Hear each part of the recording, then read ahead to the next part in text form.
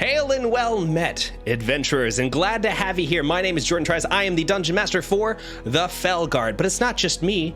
There are so many other people who are joining us today, so let's go ahead and say hi to our intrepid heroes. Hello, everybody. How are you all doing today? Hi. Good. Hi. So, as we got everyone, we have Buster Barnes, Jason the Argonauts, Ash LaForge, and Aminal Hoot playing their respected characters. Shall we go ahead and roll on into our opening credits?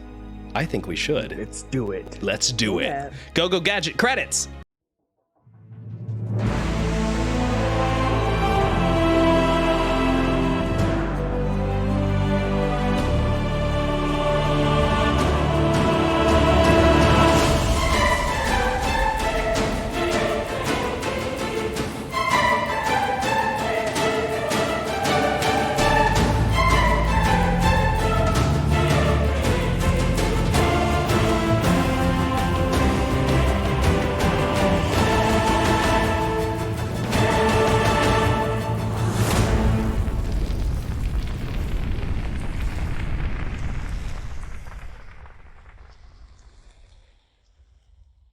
And we're back.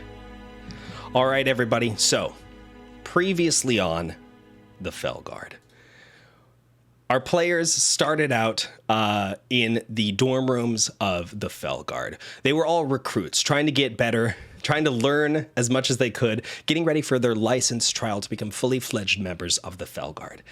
We started off with Oliver as he ran into his new nemesis, Roland Trotter, a dwarf doing better than him in a lot of the classes.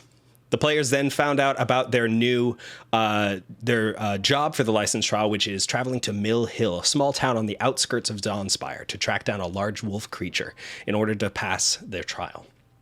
After collecting their Carton horse and naming the horse Horse, they arrived in Mill Hill and immediately noticed that the Silver Sun Meadery was very much disliked in this town. They did some investigating, spoke with Kidrick the dwarf who had described the creature, and then learned of another person who also worked at the meadery who also saw the monster. Traveling to the Silver Sun Meadery, they met Venick, the assistant manager, who was quite rude to them. Then you all spoke with the owner of the Silver Sun Meadery by the name of Calland Silverson. After a conversation with him and learning that it's a really bad and awful place to work, Pepper stepped aside and gave a card to Callan and told him that he would enjoy contacting whoever was on the card. You then planned an ambush to catch the wolf out in the field. You set up this great plan, and then when the wolf appeared behind you, you all attacked it and it ran off into the town. Giving chase, you discovered that the wolf was actually the assistant manager, Venick, in disguise. After fighting and winning against this man, you learned of his plan to force the townsfolk to leave the town so they could expand their operation and so he could get in good with his boss, Calland. Then, while you had him in a chokehold and tied up, you found a letter in his pocket explaining that a buyer was interested in the necklace, and the buyer was signed FVT. You then contacted Jaren, the champion of the Fellguard. He listened to what you all did and officially declared that you are now licensed hunters. And from there, we all leveled up, did we not? So we are now, I think, level 3. Is that correct? Yes, we are. And we all got some fantastic new stuff that we get to go through. But why don't we go ahead and do some role-playing in this tabletop RPG? What do you say? I don't know about that.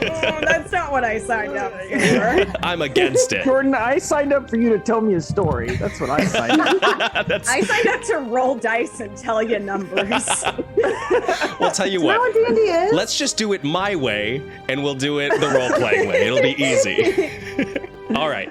So, we are going to start our story. The night of you all becoming fully fledged hunters. You have just wrapped up your investigation in Mill Hill, and you travel back to the pub where you all met up. The pub, which was called... of course, I had it written down, and then... It's a good name for a pub. I lost it. It's a very long name. Yes, it absolutely was. It's okay. You go back to the pub in Mill Hill. It's not a great pub because no one remembers the name of it. It was like Leaping Frog or It was like The lonely frog. Sad I think it was the lonely frog. I don't know why I was so sure it was a turtle. It was the Really set Leapster on Leap that. Pad It was, Mark III. Adjective amphibian. That's what it was. I think that's Exactly. So Adjective animal, as all our adjective will be. animal. exactly. So you travel back to this pub. You're all sitting around a table, sort of celebrating the fact that you are now licensed hunters. What's going through everyone's heads right now? Xeros, let's start with you. I guess like excitement, kind of like, oh, this is the next step, one step closer, sort of deal. Okay. But I guess I also just thinking about like the various encounters we've had, like with like Silverson and that kind of thing, and had like almost like curious of those connections to everything else that's kind of happened. So I guess I'm kind of, I don't know, processing it on a different level beyond just, yeah, this license is great, but there's something more going on. Gotcha. Pepper, what's going through your head? I'm elated, dude. I'm so happy. I mean, part of the guild now. I kicked ass. My friends kicked ass. Solved the mystery. I did also a great thing on my own. I'm feeling great. I'm thinking someone's gonna be real proud of me right now. So. Gotcha. All right, Oliver, what's going through your head right now? I am feeling an immense feeling of self-worth. My self-esteem has never been higher. My self-actualization is in a really good place at this moment, and I'm gonna chase that high. As soon as I sit down, I'm pulling out my magic book, and I'm gonna try and figure out this prestidigitation thing once and for all. Yes. So you open up your book. You're going through stuff. You're writing down notes, jotting down all this formula that you have sort of developed for magic. Voxy, what about you? What's going through your head? I am, I think, still in a bit of disbelief here. It is a lot to get the one thing that you've always wanted. Did I freeze? No, you're Am I good? You froze a little bit. Now she's frozen. Oh no. Voxy takes a second to think and collect her thoughts. As she does, a waiter comes by and hands out a bunch of drinks. What did everyone order? Xeros, what'd you order? Just an ale. Okay. Oliver? I don't want the mead. True. Oliver, another glass of milk? A glass of milk, please. Pepper? I am forcibly putting all the mead that I got on the table. You put out 4 big bottles of mead on the table that were given to you by Callan Silverson. Guys, I can't drag this around forever. It's gonna take up half my dorm room. And Voxy, as you were interrupted by by the waiter coming by, you're able to sort of think for a second and collect your thoughts. So again, what's going through your head? What's going through my head is it's a lot to get the one thing that you've always wanted your whole life. So to be given that is a lot. And she's still trying to process that and shake off some imposter syndrome, I think. Gotcha. Yeah. And you also got to meet Jer and Ovo, one of the champions of the Fellguard, and you had a pretty intense reaction to that. Yes, well, they say there's a reason you shouldn't meet your heroes. But I have yet to find a reason that I should not have met Jaren. He is a perfect human, and I am so grateful to be under his tutelage. Gotcha. All right, so you're all sitting down, and if there's anything that you all wanted to talk about, now is an opportune time to do so. Pepper has been throwing group names out the whole time we've been sitting down. Okay, and then the other one I was thinking of was the breakfast company. Think about it. We Yes. do eat breakfast a lot. I think Doesn't everybody though? I was thinking breakfast because like we have breakfast energy about us. Do you know what I mean? Yes, everybody knows what I mean when we say we have breakfast energy. I don't know what you mean, Like but I'm afraid to ask. Oliver's like an oatmeal vibe, right? You know, with maybe some like cranberries in there for a little fun surprise.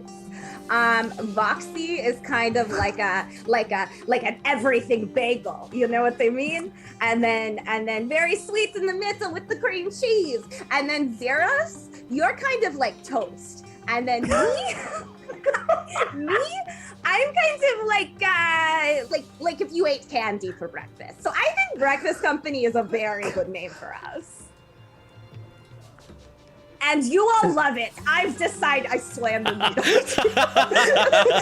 Pepper, give me a Constitution saving throw. Okay. Oh, that's not bad. D&D Beyond, I would love for you to show me what my Constitution is. 16. Okay, so I mean, you slam back some mead as you say this final thing, and just sort of take a second and then collect your thoughts again, and then look back at everyone just elated. Everyone, how does everyone react to this? Whatever it is you're talking about, I'm on board. Please don't bother me. Thank you for your support. I'm sure I'm just gonna go along with it, even though like I was just called Toast. So I'm really bad at naming things, so whatever. Canonically, this is true. Oliver, you're flipping through your book. You write down some more formulas. Are you ready to give it a try again? Yes. I will never be more successful than I am in this exact moment. All right, go ahead and give me an Arcana check with disadvantage. All right. I'm going to make the milk colder. Make the milk colder. 2. So you raise your hands over the milk, you cast them and twist them and reach, and nothing. Unfortunately, nothing. Odds above, I will never get it! Boom, you slam your hands on the table. Everything on the table bounces up in the air. I need everyone to give me dexterity saving throws.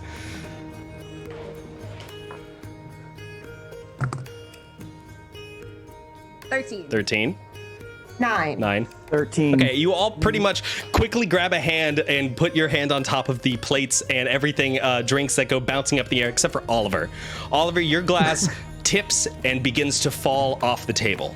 Can I reach and catch it? One second, Zero. So okay. Oliver reaches for it, and the cup is caught just before it hits the ground. But you all look and you see in Oliver's hand is nothing. But about 2 feet in front of him is a spectral glowing hand that is holding on to the glass. Oliver, can you please describe Mage Hand for me? My mage hand presents as gods above. My mage hand presents as a chainmail gauntlet, but like it's silvery and like Patronus colored. Gotcha.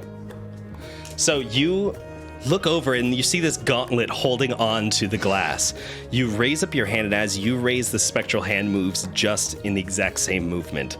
You slowly put the glass down on the table and then move your hand back and forth, seeing as it copies you instantly. And in this moment, you realize that it wasn't necessarily your formula that was the problem going through your book.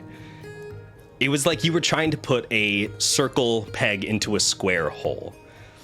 You realize that magic is more of a living, breathing, organic force in this world, an extension of yourself, and not some formula to be solved. You used magic because your will made it so. I take a moment, I look at it, I lay the glass back on the table, I compose myself. Well, it would appear that I've solved at least one of the formulas. You did it! I'm gonna like use Mage Hand to move the cups and things around the table and recreate like a famous battle. Using the salt shaker. It quickly moves almost faster than you can comprehend as it moves these plates and salt shakers and glasses and forks and knives all over the table before rearranging them in a famous battle from your storybooks.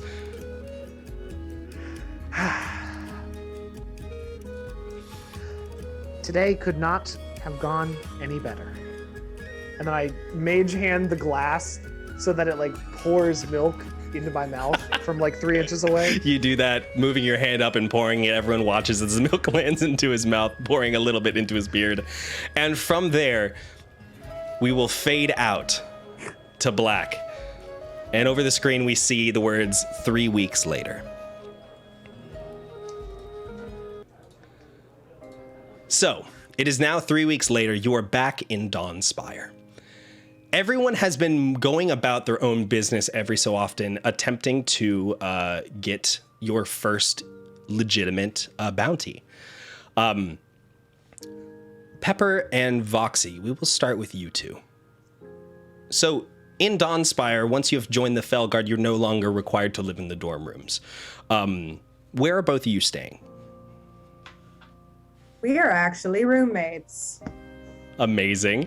Do you have any place in mind where you are trying to stay? Is there an inn that you have a place where you're staying? Have you rented out a apartment? What have you done here? Pepper, you want to tell him? Yeah, I think we have rented out an apartment. We both have like separate bedrooms and then like a little like shared space. Okay. Yeah, and we both have our stuff in there. Maybe mine's overtaking a little bit more of the common area than was agreed upon. And I know I just have like a lot of like little trinkets and objects that like he and like it seems like every day there's more and more that just appear and you're not really sure where they're coming from. And none of it's like seems to be magical or useful. It's just like a bunch of little things. And my plants are mixed throughout. All of her little things are on my bookshelves. Mm-hmm.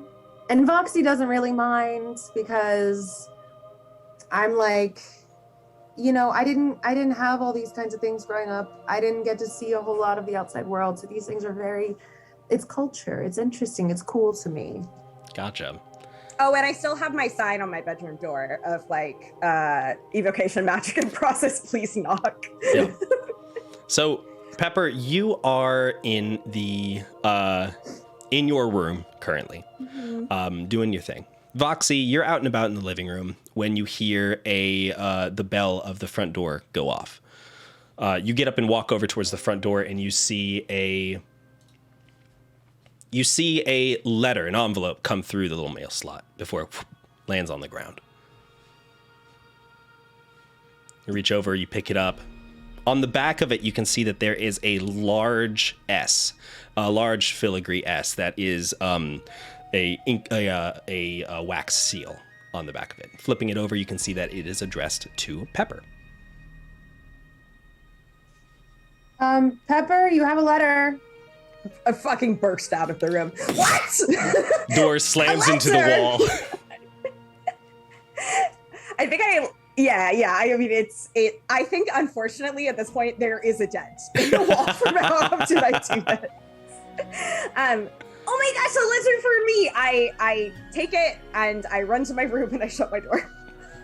The door slams again, leaving pieces of drywall that crumble down as the doorknob leaves just another hole in the wall, just making the same original one bigger and bigger every single time. I think I always go mend it, is the thing. Like, I keep fixing it, you stick but your it head still out, happens. cast mending it, it heals back up. You go into your room, which is your room pretty bare at this point, pretty clear still? Yeah, it's still kind of bare. Gotcha. And there doesn't seem to be a lot happening. The bed looks pretty rarely slept in. Yeah, it seems like maybe Pepper doesn't spend as much time in here as one would think. Gotcha. So you quickly open up the letter, and you can see that it is a letter that basically it doesn't say much. All it says is, meet me at the Golden Truffle tonight. And then it says CS as the signer. Oh, okay. Just like say that in the room. Just by herself. By herself. Yeah. the letter. 100%. 100%. What time is it now? At this point, it's probably about, let's say about 4 p.m. It's getting later as it's going. Okay, and I mean, would I have to leave now, or do I have some chill time? You would probably have to leave about now if you were going to go by foot to get over to the Golden Truffle. Okay, I will just kind of straighten up how I look in the mirror real quick, and then I'll carefully open the door, shut it behind me, and go, Luxie, I have a date tonight. I have to go. You had a date? Not like that, though. But I want it to sound cool for a second. But it's not like that. Who No. are you meeting? My friend. Oliver? No. Xeris. Mm-mm. Do you have other friends?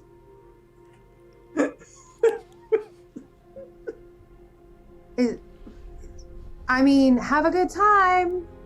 Thanks. I leave. And then, like, I think outside the door, like, when I'm already, like, shut, you can still hear Pepper go, like, do I have other friends? Okay, like, do I have other friends? Like, You scamper down the steps of your the apartment stairwell, make your way outside, and sprint over in the direction of the next tier above you. And we then transition over to a rooftop. We can see that in the distance, the sun is beginning to set over Dawnspire. And the fading light of the sun casts a reddish-orange hue across Xeris. As you sit atop this rooftop, you've got one leg dangling over the streets below you. You're about probably 8 to 10 stories up. What's going through your head right now?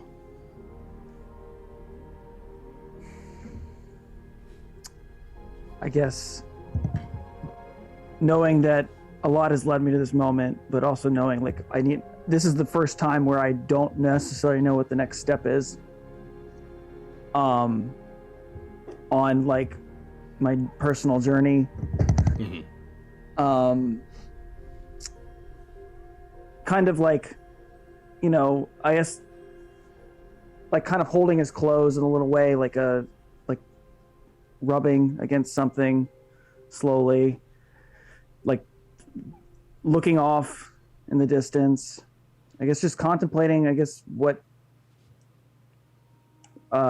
like, am I going to continue on with these people? Do I need to proceed further by myself, or could they potentially help me if I let them in? Mm-hmm. So you reach your hand up and it touches onto a object on a chain around your neck. Your hand grips it very, very tightly. And you take a deep breath, and then you hear from down below you, Xeris! Xeris, I've got some food on! When you're ready, come on down, boy! I'll be right down. You start to climb down off of the roof, and you get to a point where you see in front of you a large gap. This is a gap between two buildings. Now, you've looked at this gap every single day. Every single day you climb down, you end up going down a fire escape to make your way down the building. But this time, I don't know, some spark has lit up inside you. And you think you might be able to make it this time. Go ahead and give me an acrobatics check. Okay. With advantage.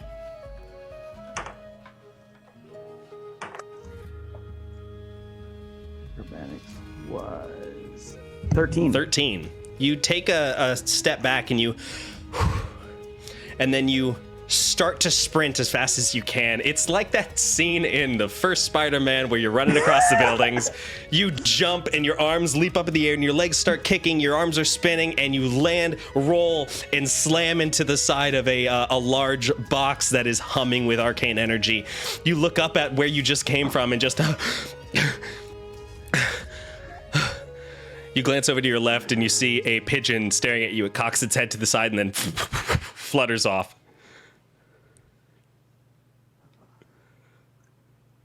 Just like shake my head at the You pigeon. brush yourself off and stand up and make your way over to the door before heading downstairs.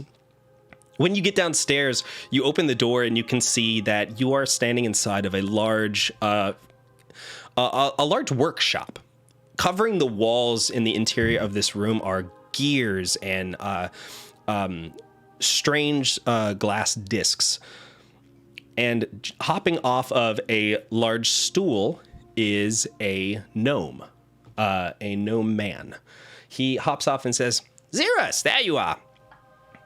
Come on, I've got food ready." Oh, okay. What do we have for today? Pot roast, you're gonna love it. He scampers off into the kitchen and you can see him come back with a large plate, almost the size of him. He lifts it up and gets it onto the table before scampering over and hopping up with you. As you sit down in front of this large meal that he's got set up for you. I'll serve some to him in his plate. And then Thank you. He takes it and you see him grab a fork and start to dig in, eating up. So, how was your day? Good. Just still training, thinking, you know. You're still training. I thought you would have been a master at it by now. I mean, never a master, but always something to learn. That's wise words. Yes, of course. I'm pretty sure you told me that at one point. Well, I must have. It was very wise. So, I'm gonna smirk a little. do you have any plans on leaving the town anytime soon? Any more of this monster hunting business that you've got? Well, if I'm called upon, it is now my duty to leave, but not planning on leaving forever. Mm-hmm. Well, that's good. I do like seeing your face around the clock shop. I like seeing yours as well.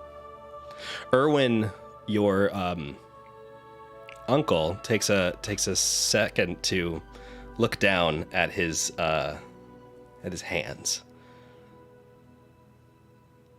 What's wrong? Oh, it's nothing.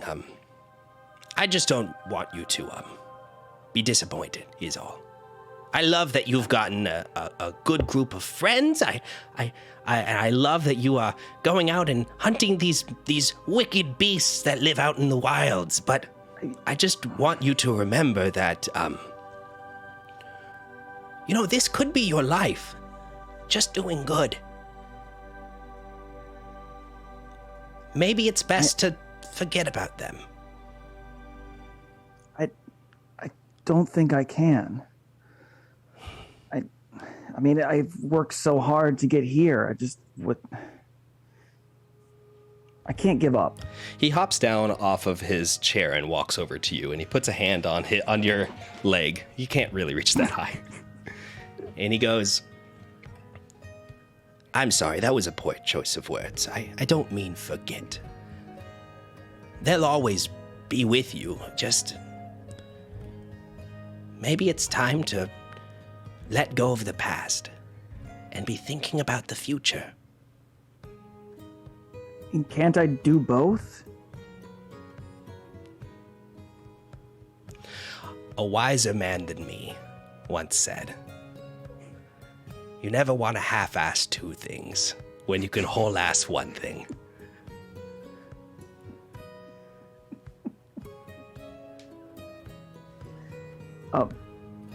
It doesn't sound very wise. It's pretty but wise. I'll take your word for it. Listen, I'm the wise master, okay? I know things that you don't. You can't even comprehend. I've been alive longer than you've possibly exist. Okay. Yeah, Listen. You do what you think is right. I'll support you. You know this. I know. You're the reason I've gotten this far. You know what? Let's eat, okay? let's dig in. He goes back over and sits down. And then we transition over to Oliver. Oliver, you are inside a small, very, very small room. Surrounding you are papers and weapons all crammed into this tiny, tiny little space. And in front of you, you can see a very, very small bed. About, I say a single-sized bed, but it's more of a cot than anything. What are you up to? I am working through the weapon bonding ritual. Okay. That takes my spear and like magically bonds it to my soul. Okay, so you have set out in front of you these candles. You've drawn these arcane runes into sand that you've laid out on the ground. You're sitting there and you're concentrating very hard, feeling the energy of the weave flow through your body, feeling all the magical essence pulling from the air itself and flowing in and through you. You're not casting it so much as you are controlling where it's going. And you have your spear in front of you. It raises up slowly from the ground before twisting in the air. I take it.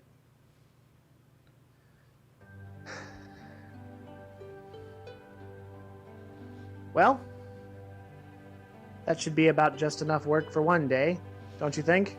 And I turn to the owl. The owl cocks his head at you and lets out just a very, very small chirping sound. It flutters over to you and lands on your shoulder and pecks a little bit at your beard.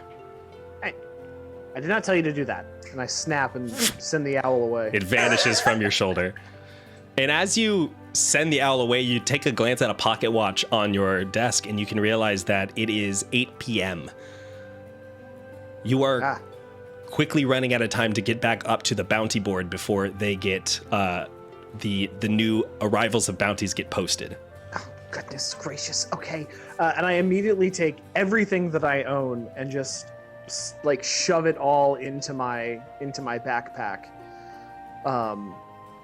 And then I just grab it all. Now, you know that the bounty board gets refreshed pretty much every night. The idea is it gets filled out in the evening, and then the next morning people can come in and take a look at it. But it's since become almost a nightly ritual for everyone to all go over to the bounty board at a specific time and look through it and grab the bounties that they want. It is a first come, first serve kind of deal with bounties. And for the past 3 weeks, every single time a bounty goes up, you have not been able to get one. You have missed it. It is hard getting out there and finding a bounty that's good enough. Today is the day. And I like tighten the straps on my backpack and I go out. Sprint out the door, pushing past a couple folks as they are walking up their stairs. Can you please fix my lock? You look over as the dragonborn looks out their window as you sprint past. You get out into the streets and you make your way up towards the second tier.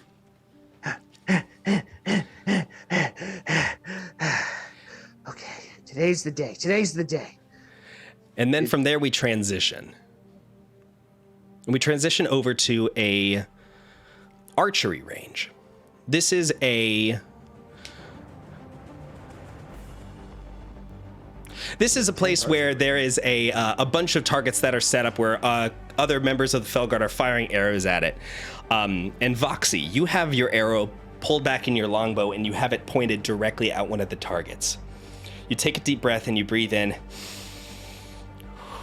And you breathe out and you fire. And as you fire, you quickly pull another arrow, notch it, and pull it back, and fire another one before right into the wall. You see the first arrow hit and then get split by the second arrow.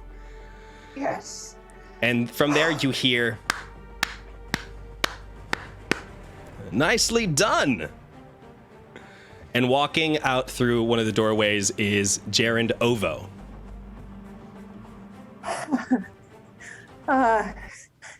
Thank you, sir. You're getting better. Thank you, sir. Thank you very much. Please don't call me sir. Call me Gerund. It's. Oh, sorry, sir. Yes, Sharon, sir. I've noticed that over the past few days you spent a lot of time in here. I'm just trying to get to, well, your level, I guess. I don't even use a bow. Well, I mean, but if you did, if you did, I feel you'd be a lot better than I am. Well, a lot of it comes from just practice and also studying up. You a hunter? Yeah. A little bit, yeah. I was taught by my mentor back home. Oh, where's home? Glen Harbor. Oh, Clint Harbor. Okay. So you're from South. Mm-hmm. I've always wanted to visit the Amber Coast. It's beautiful down there. Yeah, it is. It is. I miss it, but I'm glad I got to see everywhere else. Yeah, I was I was down in. I've only been to Glen Harbor a couple times. Never been over by the coast itself, though. Usually, for the most part, with champion jobs, you just go take care of the thing and then leave, come back, report back to the guild master. But maybe sometime I get some free time. You can show me around.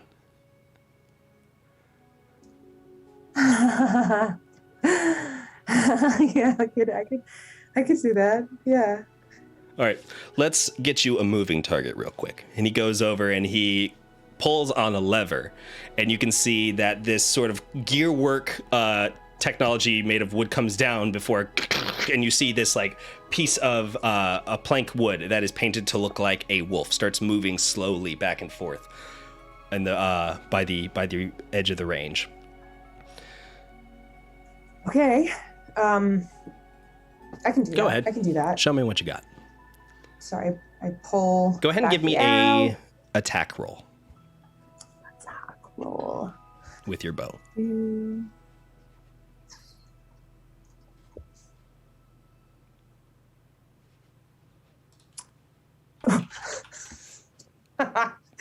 27. Okay, you pull back and fire. It shatters on the wolf. You see him quickly glance back at you before going, all right, you got some power behind that longbow. Thanks. I've been practicing a lot. All right. But how are you academically? I mean, I'm doing fine, I think. I think I have pretty good marks in all of my lessons. Okay. So you came from Glen Harbor. Yeah. Where are some other places you've been? Where have you visited around town? Here. Just on Spire. Yeah, I left home and came straight here. I haven't done much traveling. Well, as a hunter, you'll be traveling all over. Try to learn some customs around towns. Just pick up some things. It'll help you while you're out and about. Like what? Little things, learning stuff about the music, the arts. Just try to pick up things as you go. It'll help you when you're, talking with folks around there. Oh, okay. Yeah, I can totally do that. I'll learn lots of stuff about the people and the culture and the things. Great. You learn that, and then next time you can teach me how the hell you did that. And he points over at the target. You got it. All right. I'll catch you later, Voxy. And he goes and he steps through a doorway up some stairs and disappears. You look over and you can see another archer who was in the room just staring at you and Jarend before quickly turning back and firing an arrow. It completely misses the target. Seems pretty distracted. And then from there, we're going to transition over to Pepper. So Pepper, you walk into the Golden Truffle. You've been here before. It is a large open space, almost like a casino. All the windows are blacked out. There's waiters and waitresses who are wandering the floors with drinks. Some people are gambling on tables. Some people are just drinking their cares away. It is a very rowdy place. And you look over and you see a man sitting in a booth. I run over. Calland! Hi! Hello, how are you? I'm good. How are you? Please, take a seat. He stands up and gestures to the seat in front of him. Is he drinking his own mead? No, he doesn't have anything to drink, actually. Okay. Do you want me to get you something to drink? They sell your meat. No. It's all right. I'm doing fine, thank you. Yeah. What about you, Don't Pepper? get high What can off I get your you? own supply. Oh, I'm good. You know what? Get me your meat, Callan. Only if you want. I mean, you don't have to get me anything. Will do. You know what? Take a seat. I'll go grab him for you. He goes over to the bar. You take a seat down, and you can see that he has a bag sitting in the seat across from you. He goes, Cool. grabs a drink, and comes back and puts the drink of a large mug of mead in front of you and sits back and says, "So, how's been the monster hunting business?"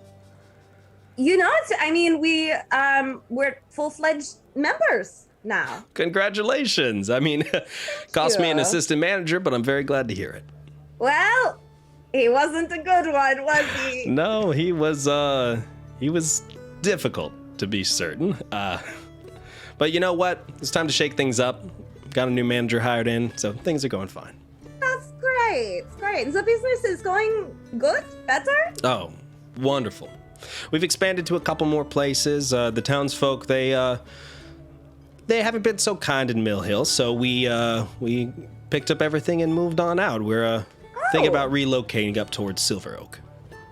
Okay. Yeah, I mean, that sounds smart. Yeah. I wanted to tell you this because I'm getting ready to leave. I'm heading over there. We're going to be living out of Silver Oak for a bit more. I know we've been, well, that fine gentleman that you introduced to me. Mm-hmm. We've been chatting, and here, I think it's better if you just see this.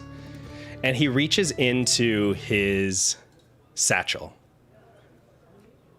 and he pulls out a large book.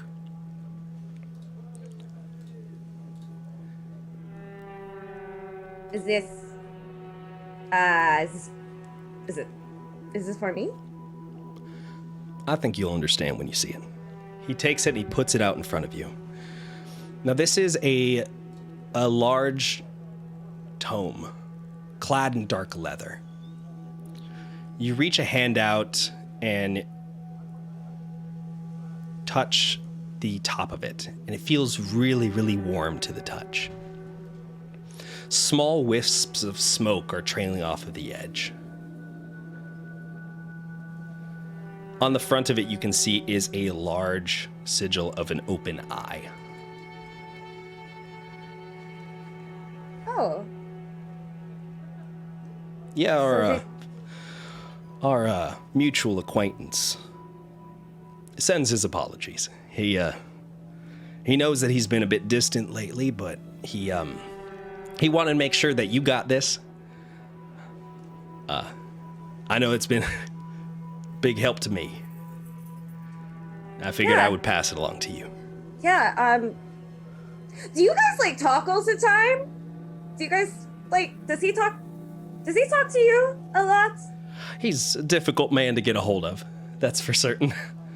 But when we do talk, he's pretty direct. But you do talk is the thing. Yeah, of course we do. Yeah. Right, yeah, I talk to him all the time, too. Good. Tell you what, Pepper. You've got that.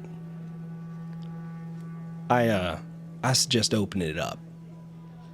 But maybe be someplace quiet when you do. Yeah, we'll do.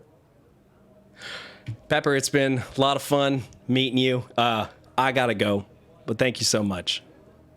You enjoy the rest of your night, all right? Thanks, Callan.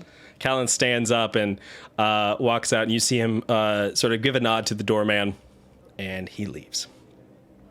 I fucking slam my drink and slam the glass down when he leaves. Really, really loudly. Couple of other patrons in the bar look over at you briefly. Mind your business.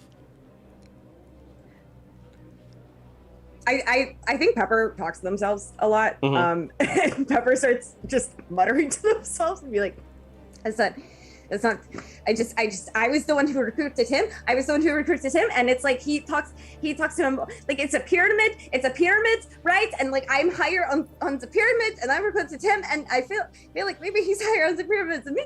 And that's not fair. That's not how it's supposed to work. That's not fair. Why don't you talk to me?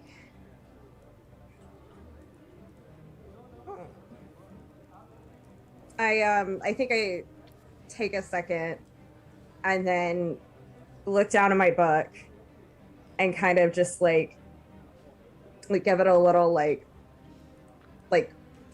stroke almost, and then I will snatch it up, throw it in my bag, and leave. Okay. You take your leave from the Golden Truffle. You pass by a couple tables and exit the door out into the night air. And from there, we're going to transition over to Oliver, who is sprinting into the guild hall as fast as humanly possible. You bust through the door, and you can see that there is the bounty board further on inside the hall itself, a large wooden board that has a ton, like hundreds upon hundreds of little holes on it that have been caused by nails being driven in.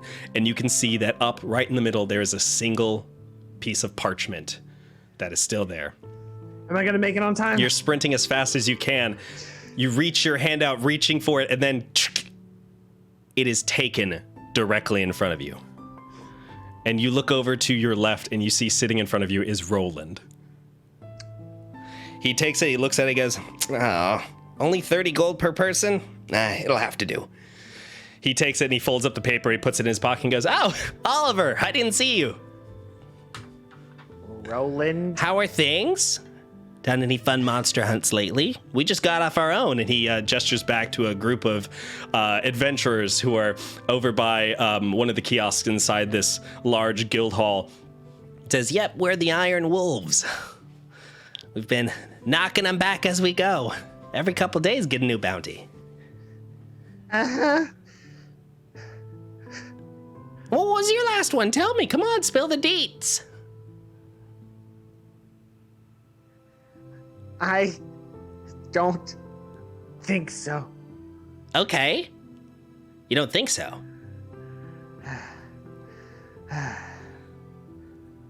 Goodbye, Roland. Goodbye, Oliver.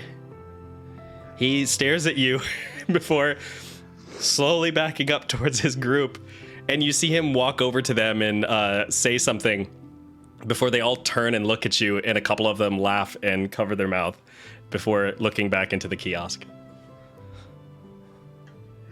I'm going to calmly walk out of the guild hall. Calmly. And when I leave, I am going to scream as loud as I can. You step outside. We hold on the door for a second before we just hear, "Damn it!" And from there, we'll transition to morning of the next day. Do you all typically meet for breakfast? I think by name we must. I figured. I think it's our first tenet in our code. True. All right, so you are Code all that Pepper's writing. Yes. so you are all inside of where do you guys meet? Do you have a specific place that you meet for breakfast, or is it like an inn that you go to or something? Yes. All right. Yes. It's a specific breakfast house. Okay. It is a place that is only open at breakfast. Gotcha. I'm sure it's a place I suggested. Sure. All right, Xeris, then what's the name? Why do you do this to me? Don't do this to me. Adjective animal. Boom, you got it. Adjective animal. Come on. Hashtag adjective animal. Whimsical animal.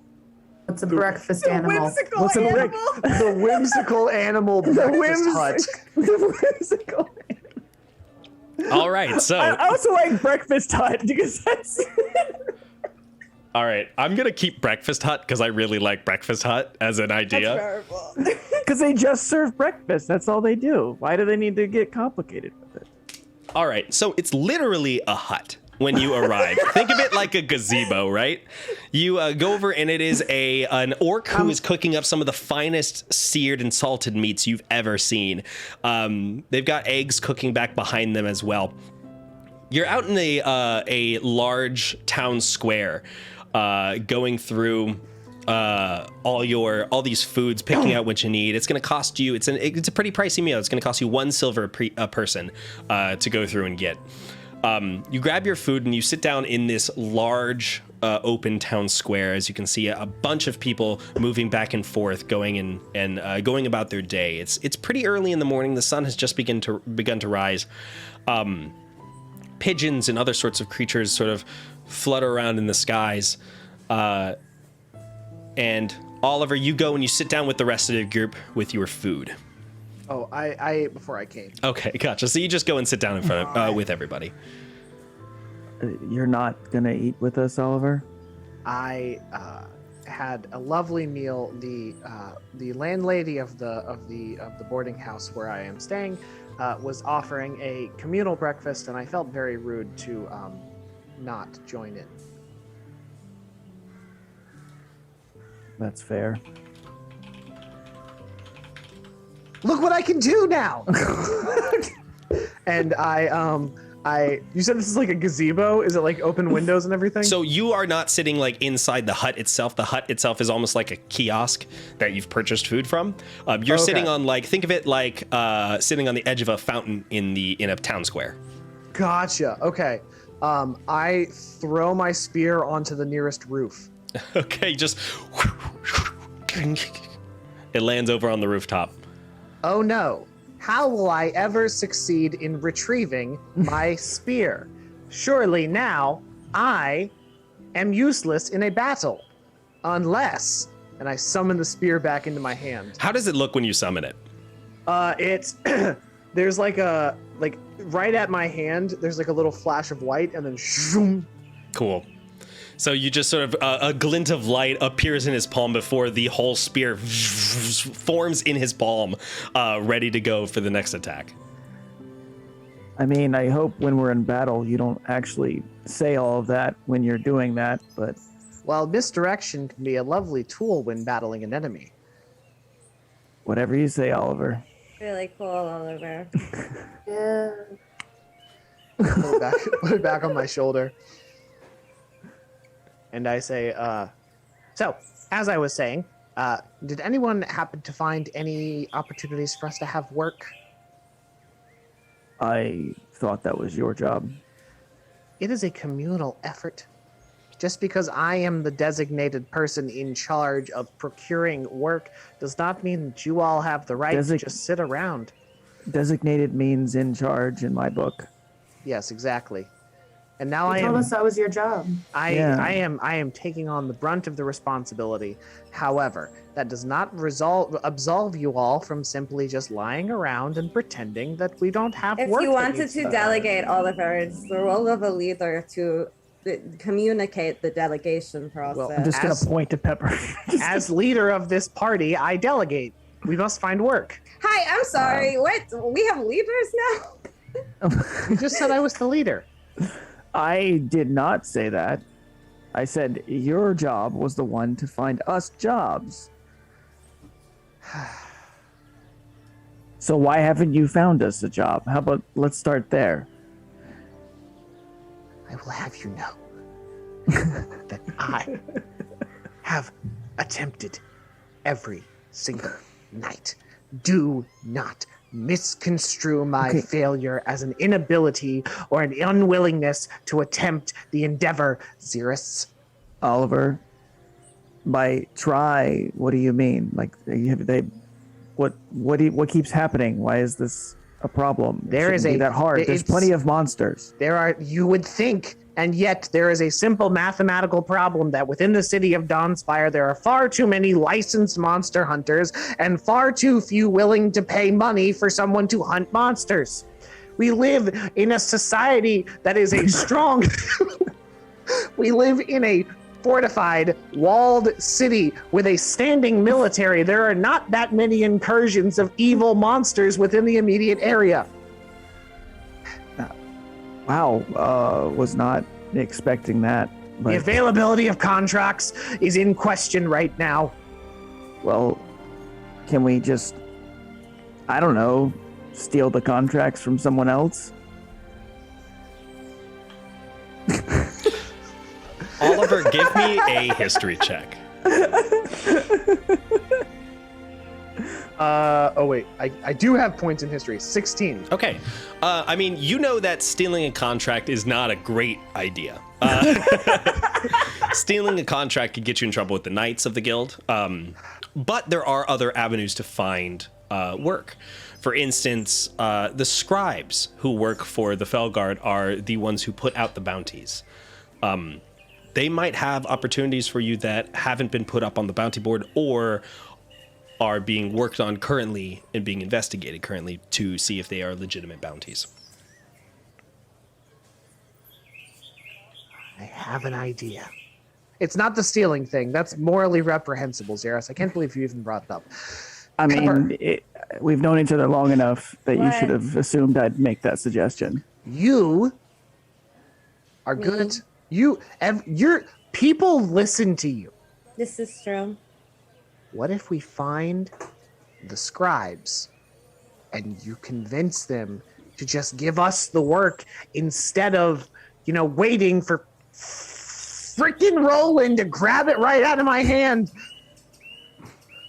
Okay. Oh, okay. That was clearly my logical reasoning has prevailed in this instance. Yes, sir. Okay. Very good. Meeting adjourned. This is breakfast. It's not a meeting, Oliver. Oh.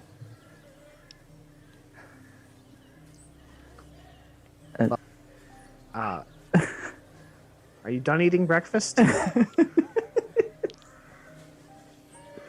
We haven't ordered yet. Well, do hurry. The scribes will be arriving any moment in their place of work. We must get on this. There's an urgency here. We understand, Oliver, but we also need to eat first. Fine. You made the mistake of eating before you showed up, so you clearly have set yourself up for failure here. I will wait. Over the next about half hour, you all collect your food and chat amongst yourselves. Voxy and Xerus, you all notice that Pepper hasn't been their normal cheery self. Something's amiss. You all finish up with your food and I don't think I would say something. head over towards the guild hall. Now would be an opportunity if you'd like to. Hey, Pepper, Yeah. I noticed that you... What? I noticed that you hadn't manically cleaned the kitchen this morning. Oh, I did forget to manically clean the kitchen this morning.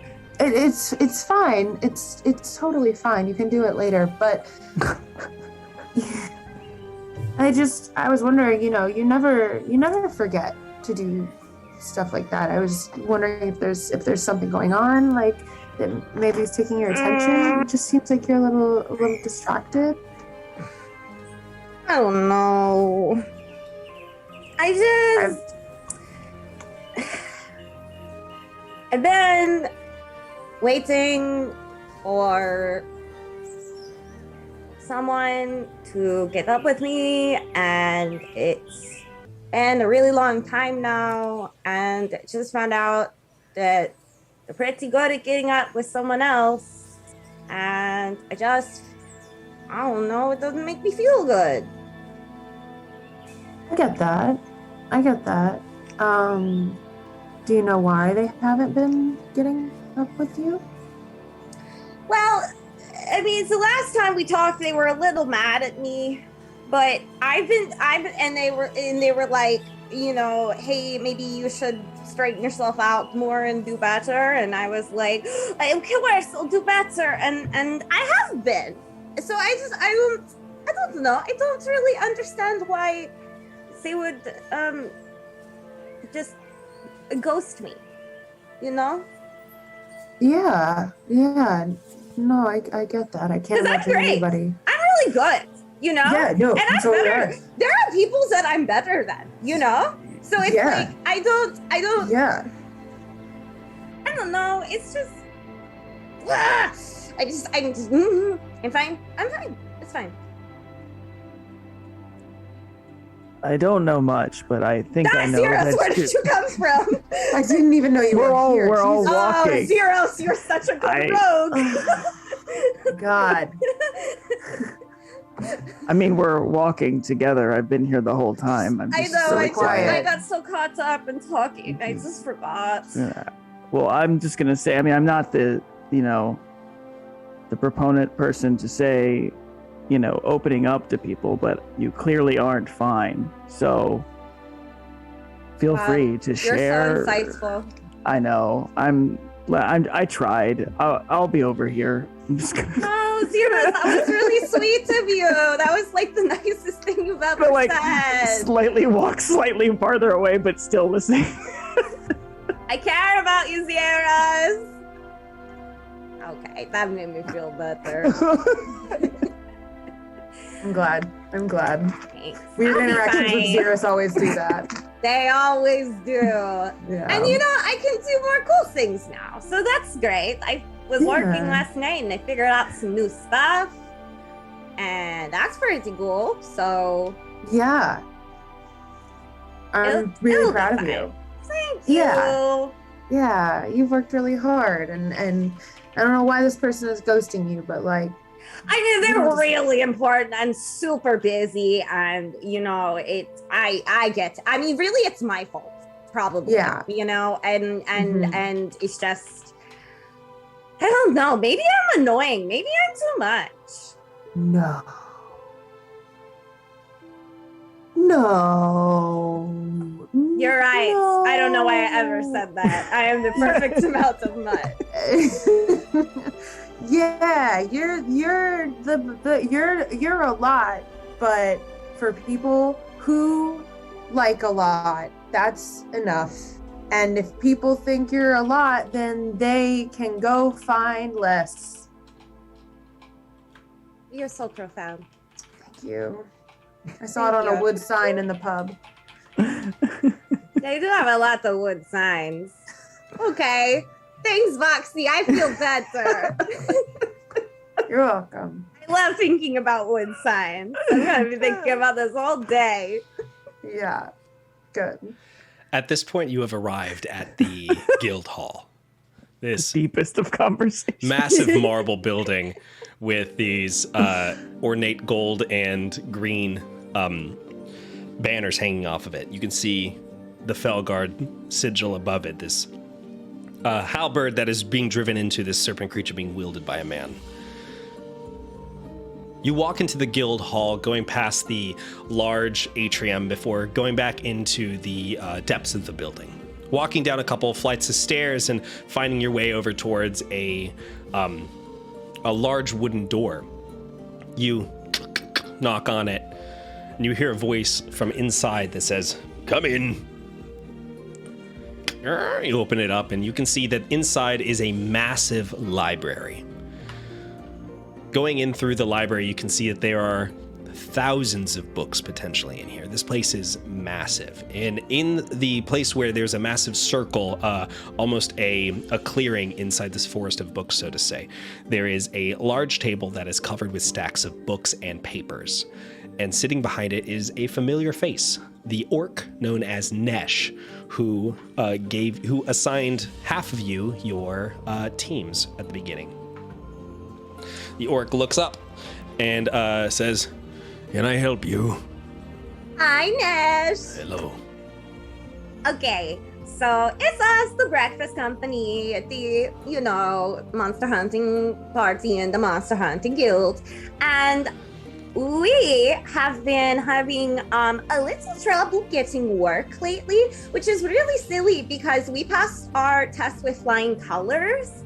And so what we were just wondering is, because we are so capable and strong, if you could maybe, if there was anything really specific or important that you were like, this needs to be done right now, and not wait until the jobs get posted tonight, so that we would gladly take that off your hands for you. You couldn't get anything off the board, could you? No. Gotcha. Nesh goes and grabs a stack of parchment and letters and papers and puts it up on top of the desk. Goes, well, we've got a bunch of these that need to be going through. A couple of them might be actual issues, a couple of them might not be. Nesh goes and flips through a couple pages before finding a letter, cracks it open, reads it, and goes, all right. Feast your eyes on that morsel. Hands it over to you, Pepper. I open it. Reading it, you can see that this is not an official bounty. This is not something that was signed by a mayor or a town's keeper or a baron or anything like that. This does not come from any sort of government office. But you can see that is a letter that is signed from a member of the town of Springshire. According to the letter, there are some strange happenings that are going around the town. According to them, all of the town's roosters have gone missing. And plus, they claim in their letter that a person was attacked. They are offering to pay what they can, but cannot pay much. I pass it around to the rest of the group to let everybody look at it.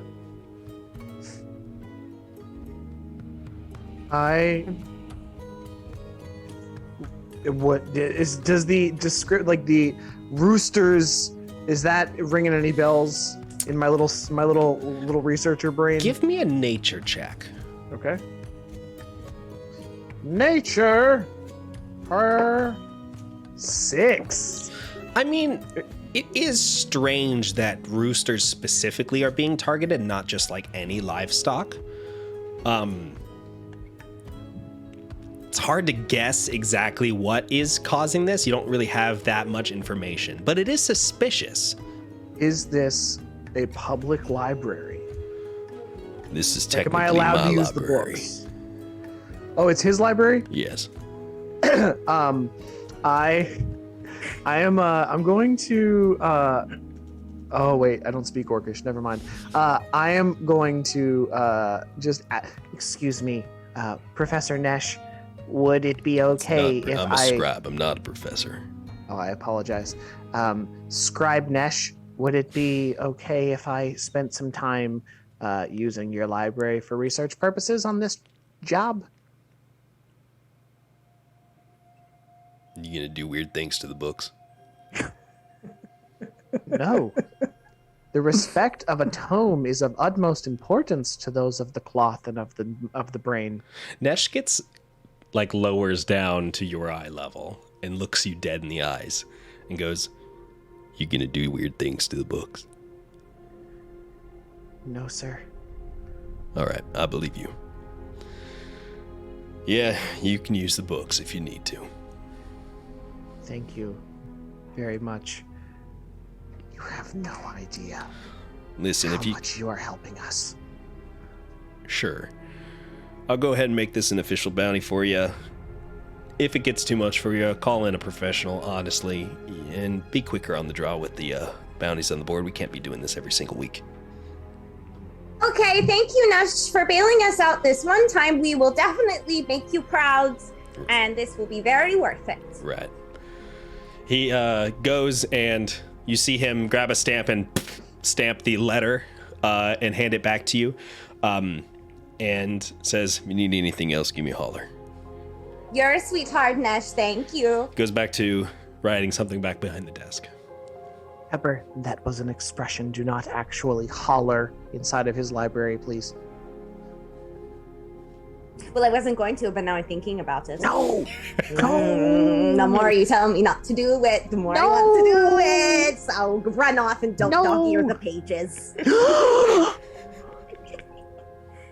Everyone out. I'm aware it was a joke. All of you, leave. I leave. I'm already leaving. I follow behind. All right. So, Oliver, Crack you're my staying back, going to knuckles. do some research. Go ahead and give me a, just call it a street intelligence check. Okay. Can I get any bonuses by invoking my sage background and the researcher trait? Yeah, go ahead and add your proficiency bonus. All right. I'm not rolling great tonight, gang. All right, so intelligence is a +2, so I got a 10. Okay. So researching this is tough. The area around Springshire is very much literally think the Shire from Lord of the Rings. Rolling hills, very, very green, verdant area. There are many monsters around there. This is clearly something that doesn't belong in Springshire. It's not native, so to speak. Everything that's listed on the sort of compendium of monsters doesn't mention anything about monsters being in Springshire. And you still haven't really cracked the figuring out what's going on with the roosters. Lovely. Do I have any people that I might know that could help me with this? No, but you do see that on the letter, it is signed a name, Ellie Mistbloom. Ellie Mistbloom. Okay. Well, I feel like a failure, like I did before. The brief respite of victory has left me. I will go back to my party now. So the party, you all are waiting. Is there anything that anyone wanted to do before we move on? Can I go run off on my own and find a little corner or something somewhere out of eye shot? Sure, yeah, absolutely. So you scamper up a flight of stairs to where you see one of the empty sort of classrooms that they have. Stepping inside, you see that there's no one in here. You go over and you sit down at one of the desks. And I will close the door behind me for this. You close it and lock it behind you. Okay. I'm gonna pull out that book I got. All right, so you reach into your bag and you pull out the book, laying it on the table. This large eye, unblinking, staring up at you. These small sort of wisps of smoke, thick black smoke coming off of this very, very warm to the touch book.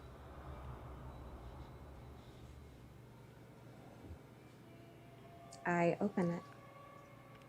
You reach over and you grab the edges of it, going right for the dead center of the book. You open it up, and with a creaking, tearing sound, it opens slowly before laying flat. As soon as it opens, you look down and you see laid out in front of you are these runes that are inscribed on the inside. And then as soon as you look upon these markings, you feel an invasion of your mind. Fingers that are digging deeply into your subconsciousness, and then a burning sensation as the powers of the book begin to merge with your own. You look and you feel your arms sear with pain as you look down and see dozens of runes spreading out across your forearms and your wrists. You look, and as these markings are being burnt into your flesh, they slow and the pain subsides. You raise your hands and you see these arcane runes are now inscribed across pretty much your whole body. Oh no, my aunts and uncles told me not to get tattoos. Oh. The book sits there for a second. You hear almost like a faint whispering coming from it. Coming from it. And then it closes very quickly. Gonna reach into the bag that I always have with me on my side, and the little like pouch, and I'm gonna pull out my little compact mirror, and I'm going to very quickly just kind of say to it, okay, I know it's been a while, but thank you for the book.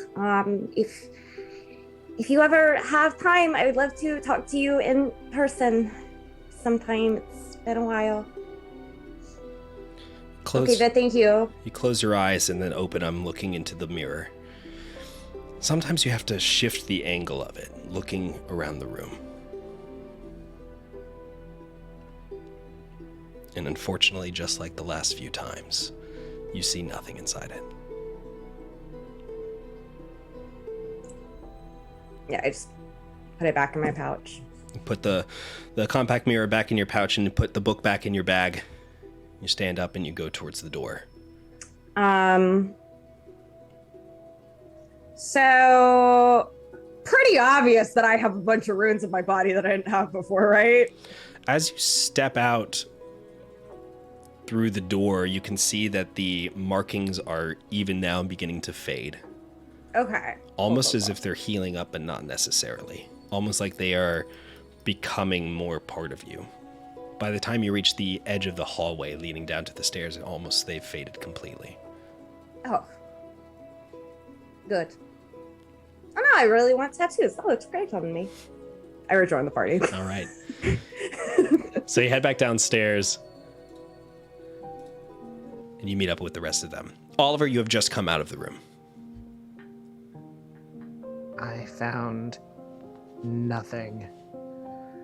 I would like to apologize. I failed you in finding work, and I have failed you in my job of gathering information regarding our quarry. Oliver, it's fine. We have a job. Let's just go do it. Yeah, Oliver, you were the one who said that we should go talk to the scribe. So really, it was your idea that got us here and got us a job. It's true.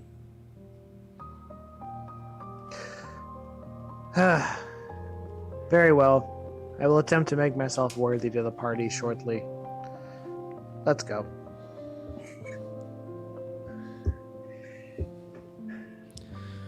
So you all travel out towards the to the front of Dawnspire. At this point, it's about noon or so. You make your way out, getting another horse and cart. Do you want to name this one? I mean, we have to. You have to. We simply have to. It is required. Either that or we always request the same horse. Oh, is horse available? Let me check. I would love to see horse again. Horse is not available. No! Okay. Is this pony? Yes, You this do is not want a pony. obviously. That's the name. It's a horse, but we're calling it pony. Okay, gotcha. A So horse this named is Pony. an Appaloosa horse with white spots along its hindquarters. Gorgeous. And you get set up in this cart. It's a fairly lightweight cart, a little rickety, more rickety than the last one. And you take off with your horse, Pony. Grabbing your things, putting them into the cart, prepping for the journey. The journey is going to take a little bit of time as you make your way over to Springshire. Over the next couple days, you travel down across the front of the Maw, passing through Trade Town, which is a large village, a lot of mercantile shops as you make your way through cobbled streets. Passing through that, you pass through Mistport, a large coastal town. A lot of seafarers here, a lot of travelers and folks who live their lives on the sea. as you make your way past the Eastern Badland Mountains and up towards Springshire, you start to notice that the roads here are getting a little bit harder to manage. The first thing that you notice is bumping across a few large bumps in the road. Your cart is making some odd sounds. You hear another crunch as you go. Who is driving the cart currently? I assume I'd probably be doing it again. All right, Zegos, go ahead and give me a dexterity saving throw. Okay. Nat 20. Beautiful. Yes. Oh. You're able to course correct ever so often to go around these large bumps in the road. Course correct. Course correct. I said course, but I'll take horse correct. Nah, horse correct. You're is able to great. horse correct around these large bumps in the road before up in front of you, you can finally see the town of Springshire. So these rolling green hills are dotted with quaint cottages. Large trees are shading most of them, and as you enter the town, you see a large banner that is being set up over top of the Springshire sign that says the Harvest Festival. The town is currently covered in red, gold, and orange banners, and the streets are full of food vendors and folks from all over who are walking around eating these foods. You can smell the scent of breads and sweet potatoes, teas, ales, fruits, salted meats, all these flavors and scents that you can't even begin to describe but are oh so inviting. You make your way in and come to a halt right near the center of town. You can see that in the distance a stage is being built in the center here, all surrounded by many, many carts and people of all shapes and sizes.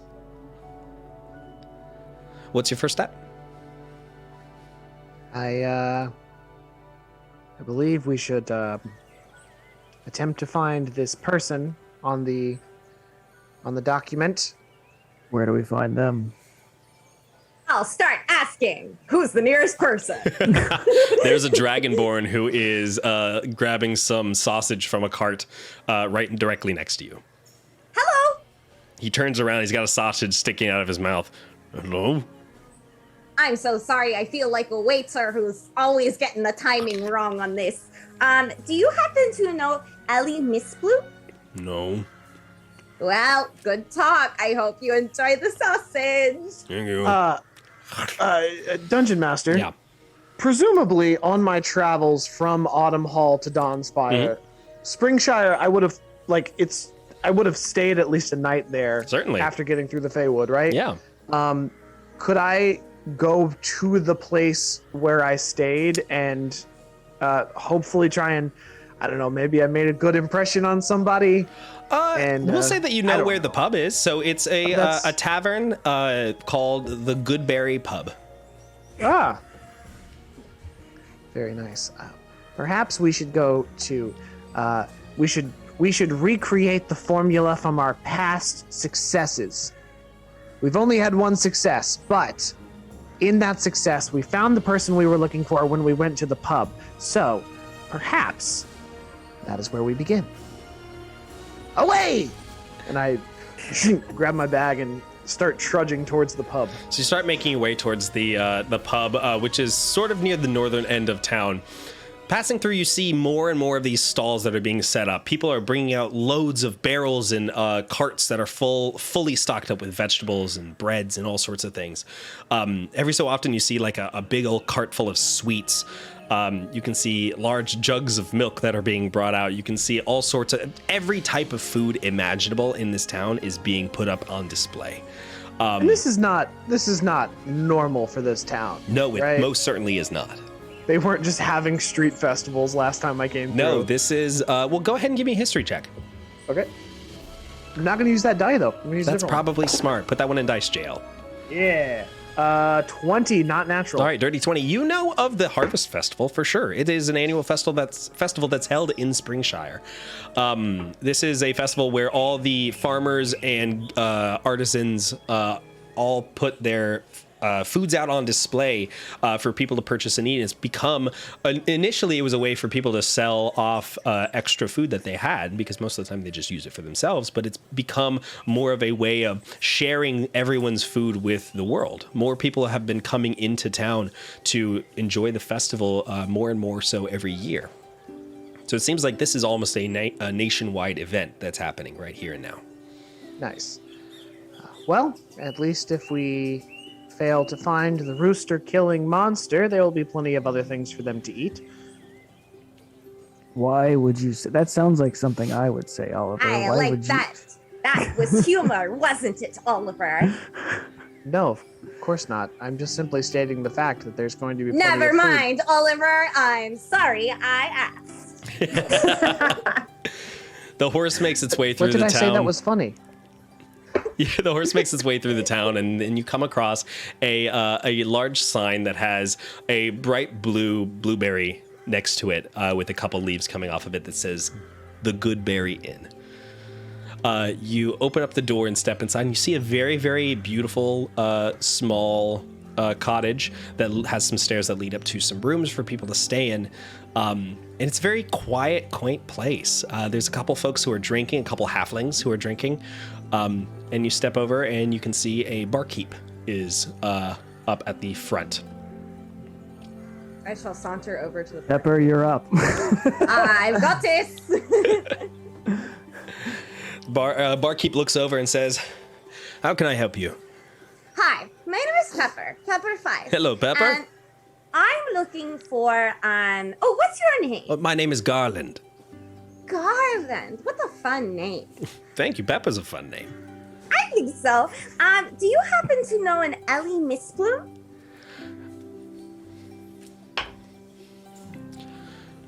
Ellie Mistbloom. Yeah, I think that she lives on the west side of town. Oh my gosh, you are so helpful, Garland. Thank you. Yeah, I think go to the west side of town. I believe if you were to look nearby the True Blooms, you might be able to find them. Okay. I will take that into account. You have been so helpful today. I hope you have a lovely day and you get lots of tips. Thank you. Have a good one. You do. He Great news. I have a direction and a location. Good job. You follow this this directions that the barkeep gave you, and it leads you over towards a small cottage that is covered in the front with ivy and flowering plants. Do you know, it probably would have been very good of this person to include some sort of contact information on their posting. We should make that recommendation when you to the Fellguard whenever we return. It'll really cut down on. Oliver, there's more important things going on now. Sorry.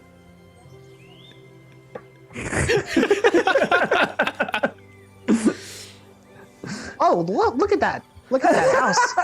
They seem to have an infestation of vines. They should call someone to fix that. You hear a voice that speaks up and says, I'll take that into consideration.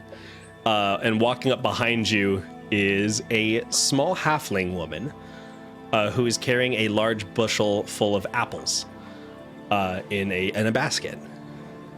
And she looks up at you four and says, can I help you? Are you Ellie Mistbloom? Yes. Who's asking? The Fellguard. Thank the gods. You came. I wasn't sure if you would. I know I'm not... please, come inside. Come inside.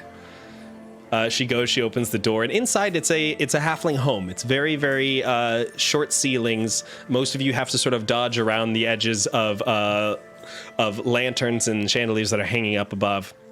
It's a small, messy home. You can see that Ellie walks over and puts the bushel of apples on the table and turns around and says, can I get you anything to eat? Some cheese? Water? No. Oh, we're okay, but that is so gracious of you to offer. Okay. I would like some cheese and water, please. Okay. All right, he would like cheese and water. She goes over and grabs a plate of some food and sets it up for you on the table. and says, "Okay, thank you again for coming on such short notice. I just didn't know who else to reach out to." No, you absolutely did the right thing.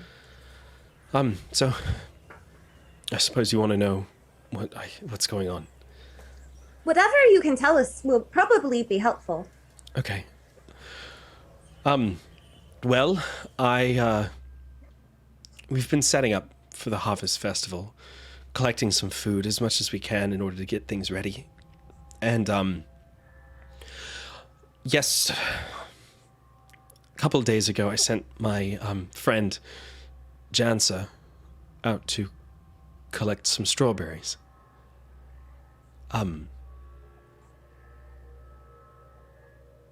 About afternoon, I was curious as to where he went, and so I went out to the field back behind the house and could not find him. But I did find this. And she stands up and she leads you outside. As you walk through the fields, you can see that the distant sounds of the Harvest Festival are getting quieter and quieter. And she leads you out to a small section of the strawberry field. And right in the dead center of the field, you can see there is a massive hole in the ground. That is so deep you can't see where it goes. Anything else like footprints or anything? Just the hole? No. It's just like a big shaft going straight down. Yep. Is there grass on the inside of it, or does it look like something cut down into it, or has it grown over? Has it been there for a long time? It looks like something pushed its way up through the ground Yikes. and out. Oh. Xeris, as you look around, you glance down right near the front of the hole, and you can see that there are drag marks of some kind that lead into the hole. Dragged in? Potentially. Like clawed in? So did you hear anything, or you just... he never came back? I didn't hear anything. He just was there 1 second and then gone the next. Did he drop anything? Was there any evidence of anything, any sort of struggle of any kind? She points down at the drag marks. Yeah, I noticed that. I'd like to cast light on my spear. Okay. And then drop it in the hole. You take your spear out and you wave your hand over, and as you do, these small little sprinkles of light sort of float down and land upon the spear itself before they glow brighter. You take the spear and you hold it out over the hole, and you let go, and it falls, and falls, and falls, and then clatters as it hits something. Could I, be counting the seconds to try and guess how deep it is? Sure. Took about 7 seconds of falling. Okay. What does Oliver think that would be depth-wise? I don't know if he's that good at math. I mean, it's probably very, very deep. Okay. But it's straight down? Yeah. Okay. I know I can see, I think, is it 60 feet into the dark? Those of you who have dark vision, glancing down in the hole, you cannot see the bottom of it. Okay. So it's deeper than 60 feet. We know that. All right, Oliver, any ideas?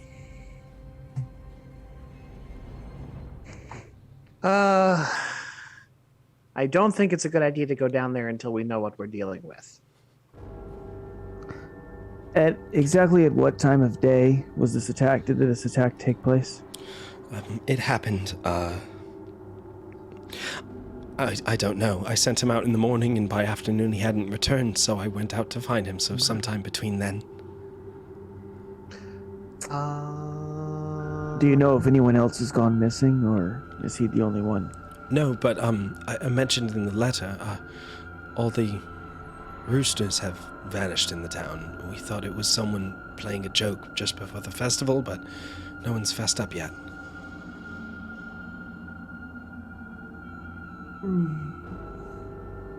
I'm really sorry, Ellie. That sounds really scary. And we will do our best to find the answer and take care of this issue for you. Thank you. Of course. I can't offer much. It doesn't matter. That's not why we do this. I can only offer about Is it not? 5 gold per person. I put a hand over Oliver's mouth. I can only offer about 5 gold per person. That is more than enough. Okay. What is more important to us is making sure that you and the people who live here are okay. No, that's the thing. When Jansa went missing, I went to the guards to try to see if they could do something. And they wouldn't help, and so I tried to go higher, and I spoke to the mayor himself, and he also did nothing. He said that we can look into it after the festival.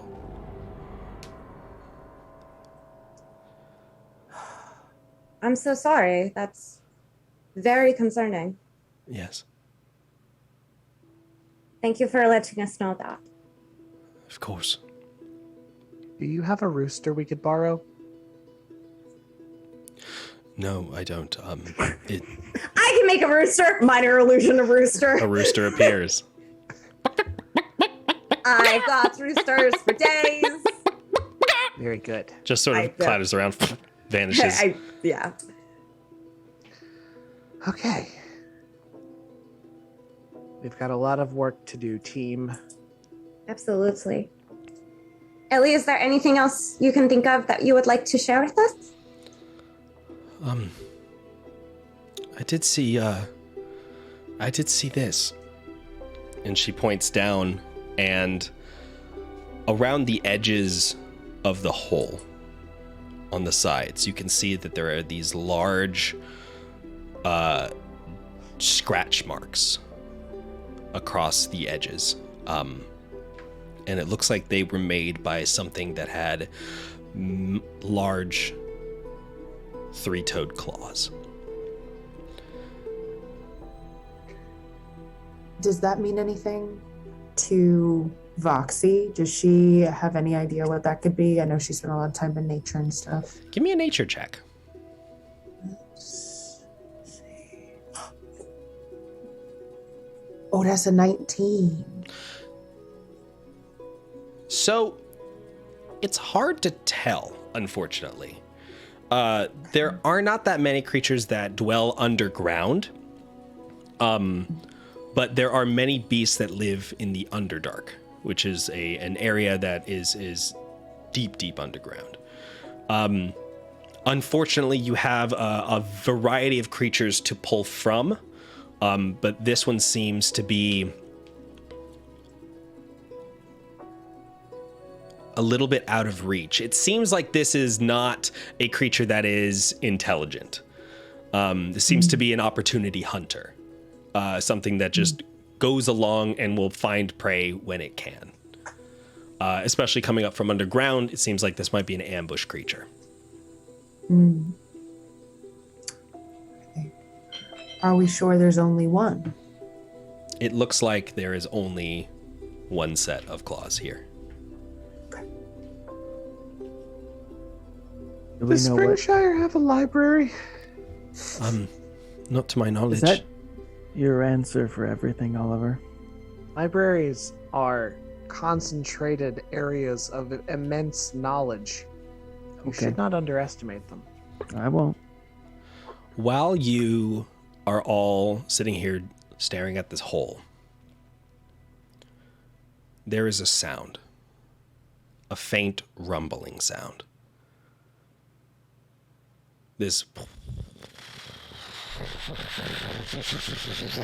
that builds and builds.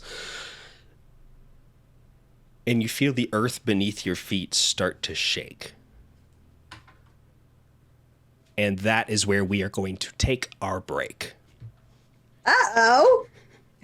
Oh. All right. So, where we last left off, our heroes were exploring an investigation site, a crime scene, as it were, of a missing halfling who has disappeared into a massive hole. And while they were investigating the space, they heard a rumbling sound that is suddenly making its way around them. So, you hear the sound moving through underground. You can see in the distance, dirt is being kicked up in certain places. Little puffs of dust are coming up. This creature, whatever it is moving swiftly under the earth, moving around you in a circular pattern. What is everyone doing? I'm summoning my spear back. Okay. That's for sure. Ellie, go to your house now. Yes, okay. Ellie takes off running, and as you can see Ellie start to run, the thing moving under the ground suddenly shifts and turns and moves in a quick motion towards Ellie running. How fast can I get to? Well, No. All right, Pepper, you go first. Can I Eldritch Blast towards the ground where I see it moving? Yeah, go ahead and give me a roll to attack. I'm thinking because it's like force, maybe if I like hit good enough, it will like go through. You could try. You know? Xeris, what are you trying to do? I was gonna do like thing when you see someone about to get hit by a car, where you run straight at them and Sure. try to get to her. Yeah, to like jump, push her out of the way, slash like, because she's I fairly gotcha. small. So yeah, Trying to save Mr. President. Gotcha. yeah. So Pepper, you what'd you roll? I rolled a 19. Okay, so you pull up your energy as it courses out of your body, and you can see for just a brief second your runes on your arms light up with light. And then there is a blast, and then an explosion, dust, debris, everything goes flying up from the motion that is moving around underground. It doesn't seem like it has slowed down whatever is underneath the earth. It is moving quicker and quicker over towards Ellie, who is now sprinting as fast as she can. Xeris, go ahead and give me a dexterity saving throw. Okay. Or no, sorry, give me an acrobatics check. We'll do that.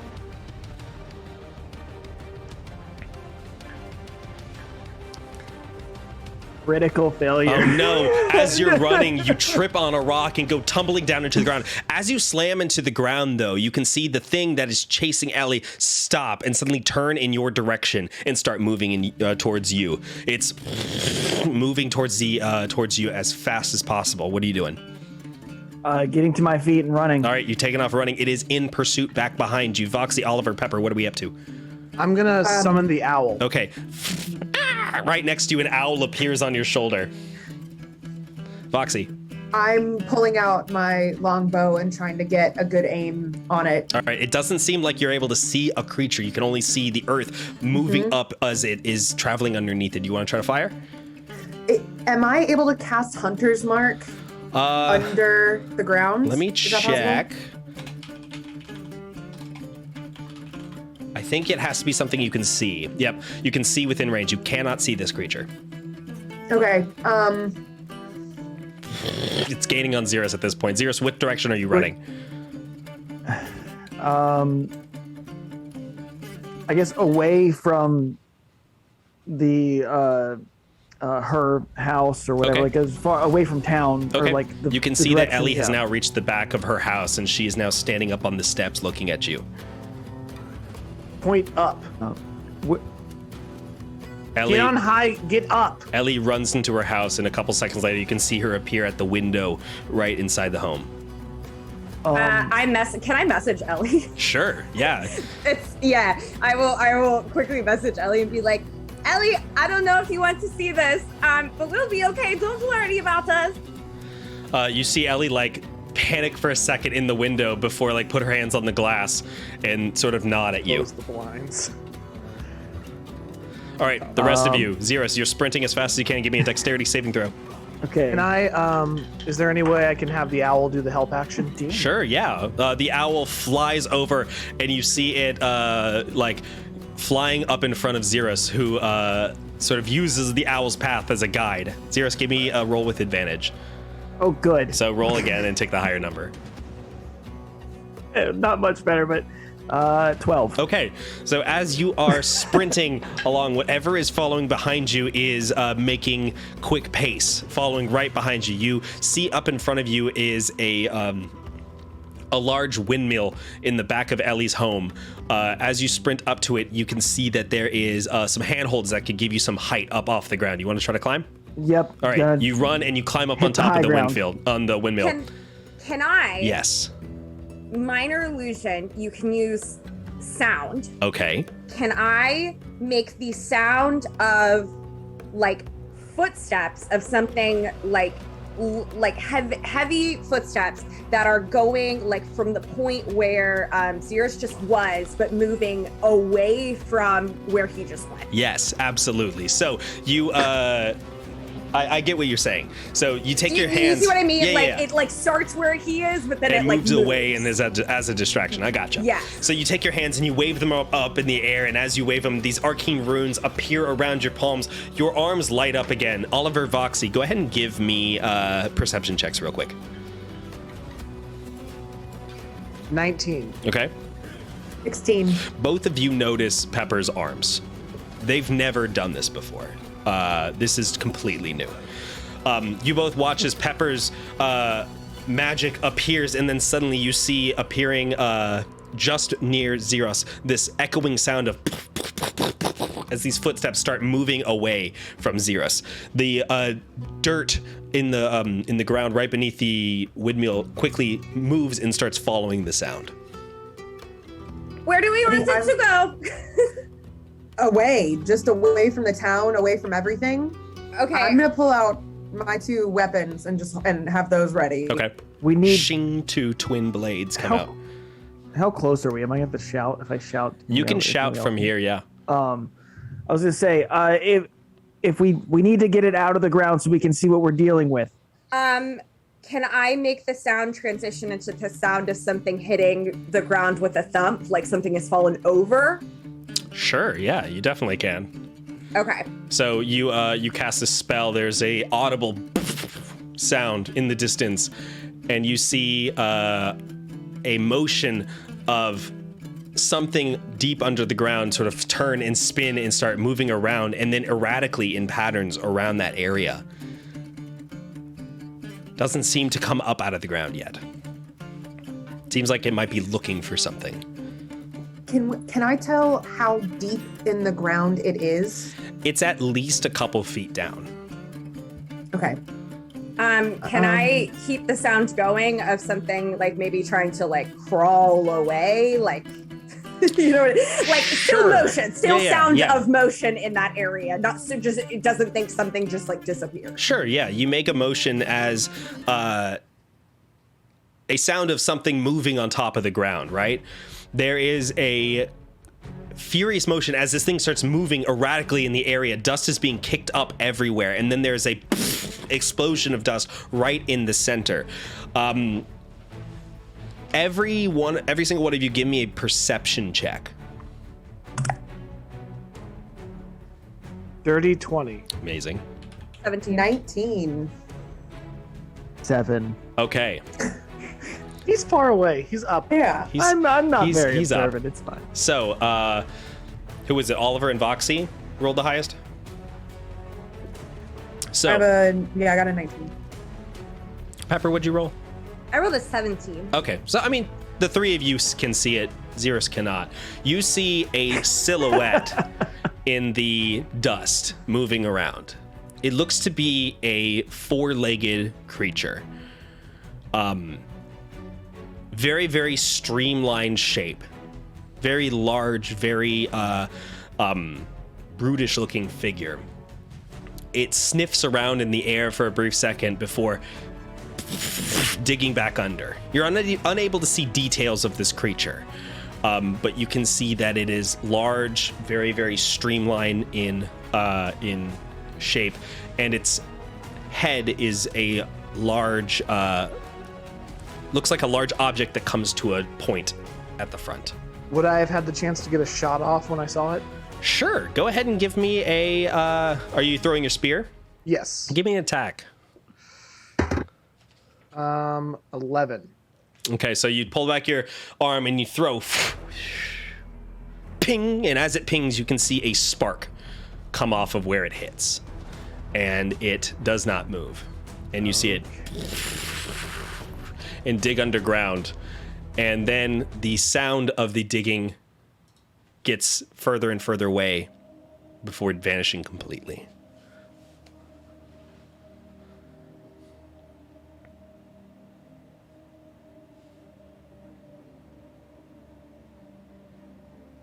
Everybody okay? Oliver, your books, do they help us with this one? Have I received enough information that I might have gotten a read on it? Give me a nature check. 22. Yeah. So you absolutely recognize what this creature is. This is a large four-legged monster that is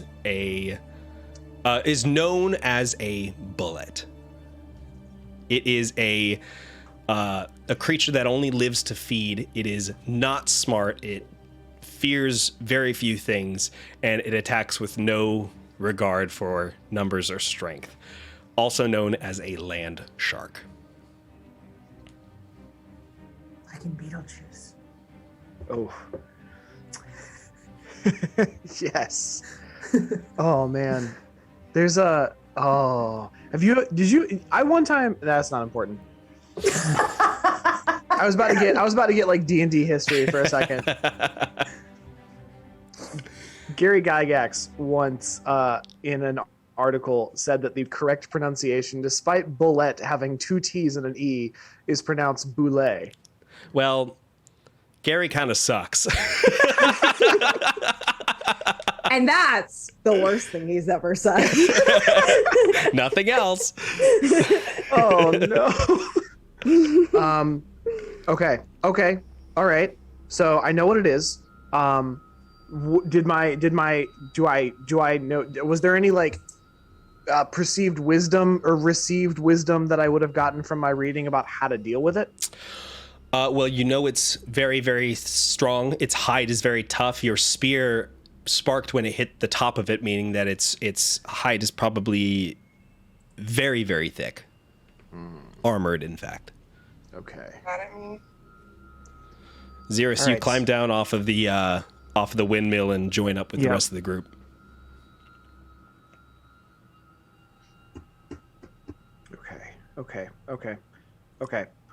Okay. I mean, can we set a trap for it? Of course. You can pretend that was your idea, Oliver, if that makes you feel better. I think I have an idea. When you say this, you hear music start to play. And for a brief moment, you all look at each other horrified before looking back at the town. A marching band? The festival. Oh. It's coming right for the town, if I had to guess.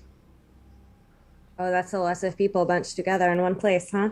There's no way that we're going to be able to create enough motion away from the group.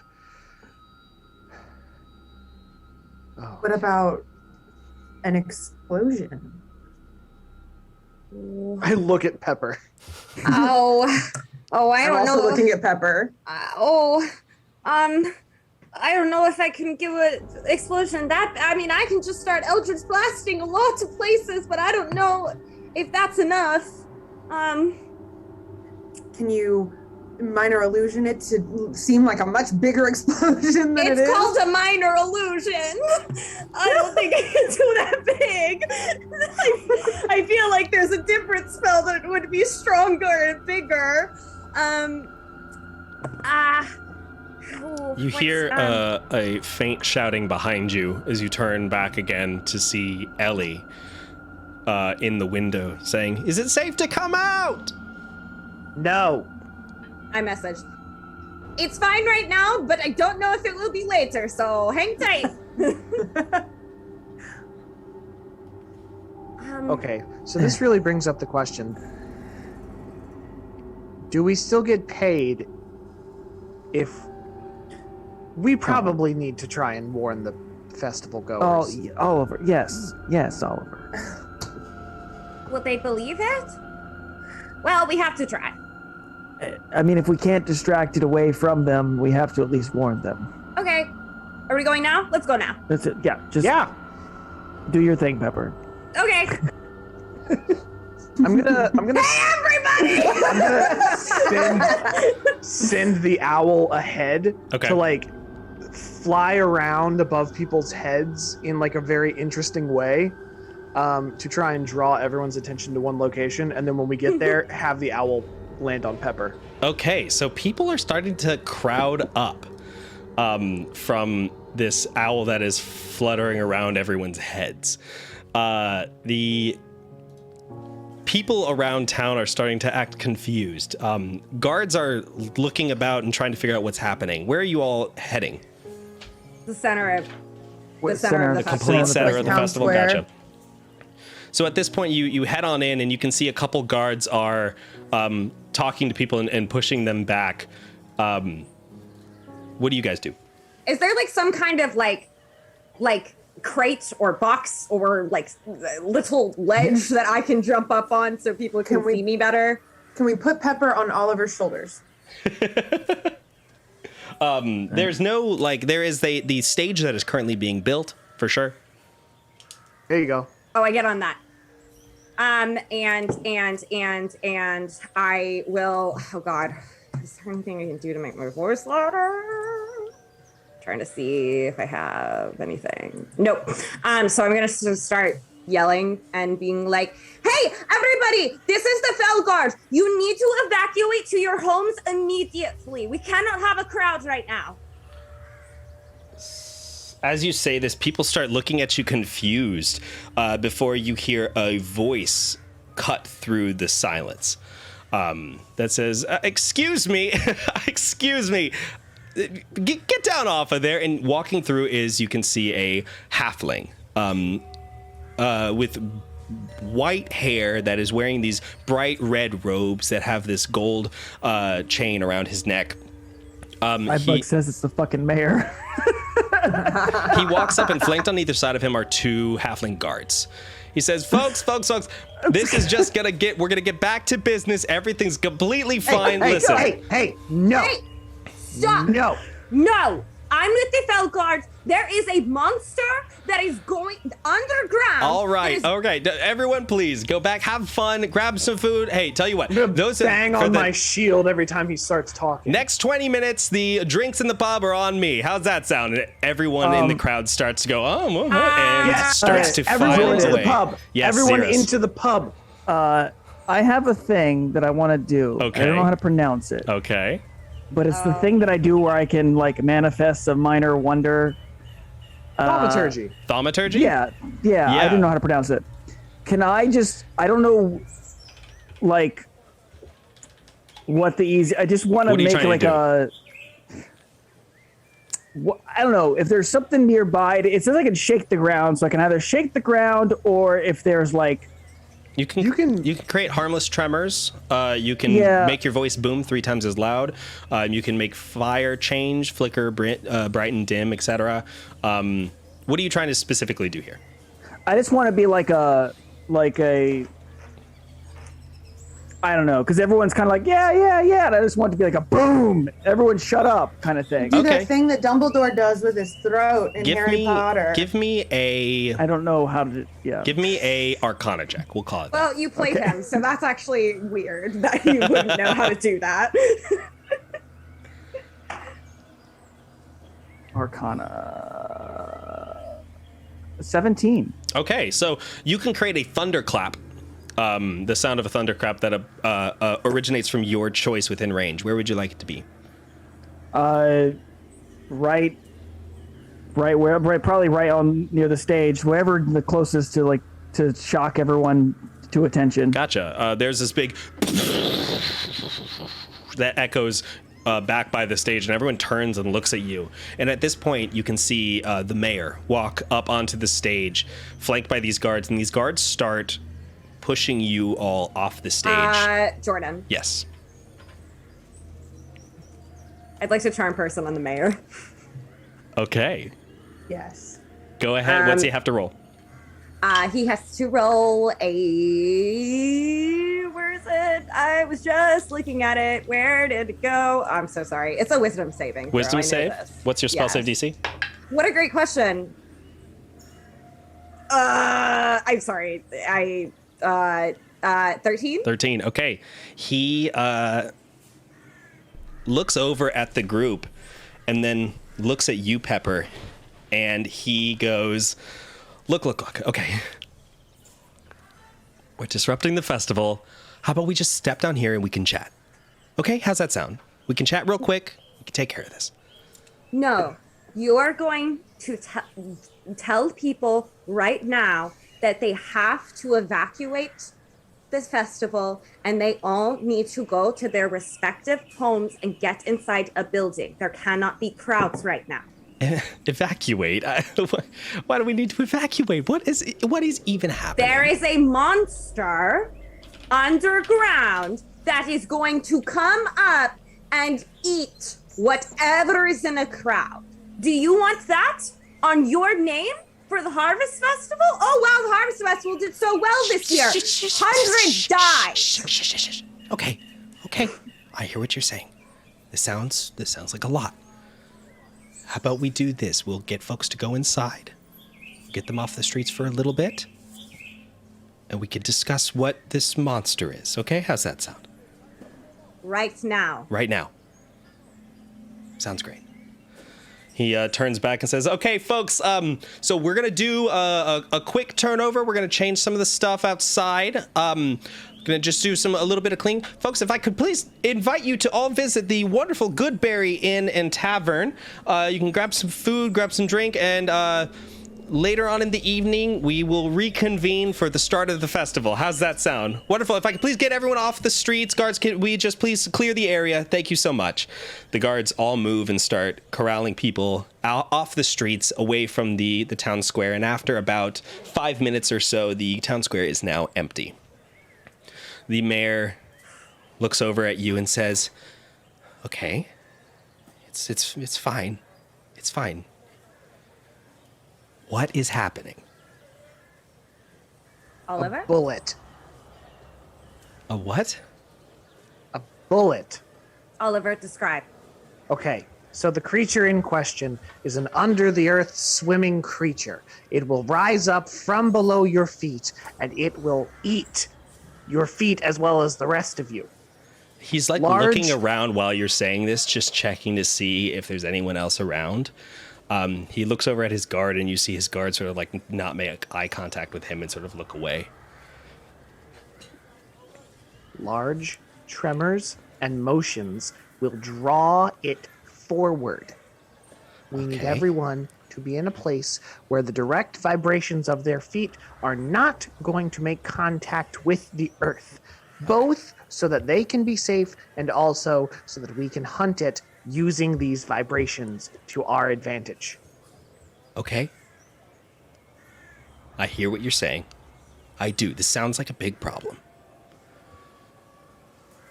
Pepper, we did what you wanted. Everything's clear. Are we happy? How did you know her name? Their name? I've known Pepper for as long as I could remember.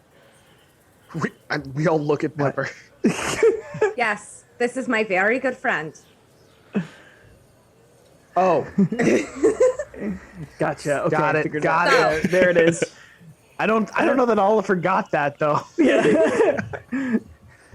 So, So we are going to hold on to this and keep doing this until the monster is taken care of. Got it? great. Can we just please just listen?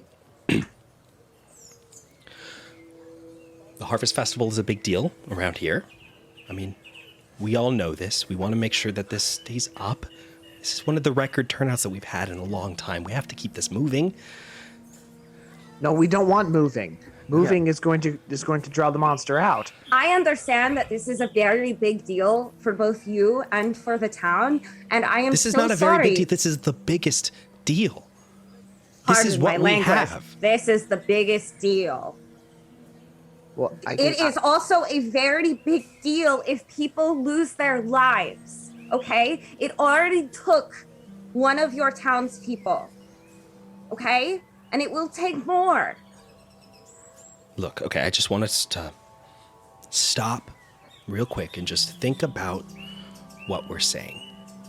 Because right now, to stop the festival for a monster hunt is a little much. Can't we just like move it to a different spot? If you all do your jobs, you can take care of it, right? Look, I just want to make sure that the townsfolk stay positive and stay happy. You know, if you say Knoll, people look around and say, huh? What? But if you say land shark, we're going to have a panic at the Harvest Festival. I just want to make sure that this is fun and enjoyable. Are you not worried by knoll attacks? That's another problem that would be. There hasn't been a knoll in catastrophic for the- Springshire in nearly a century.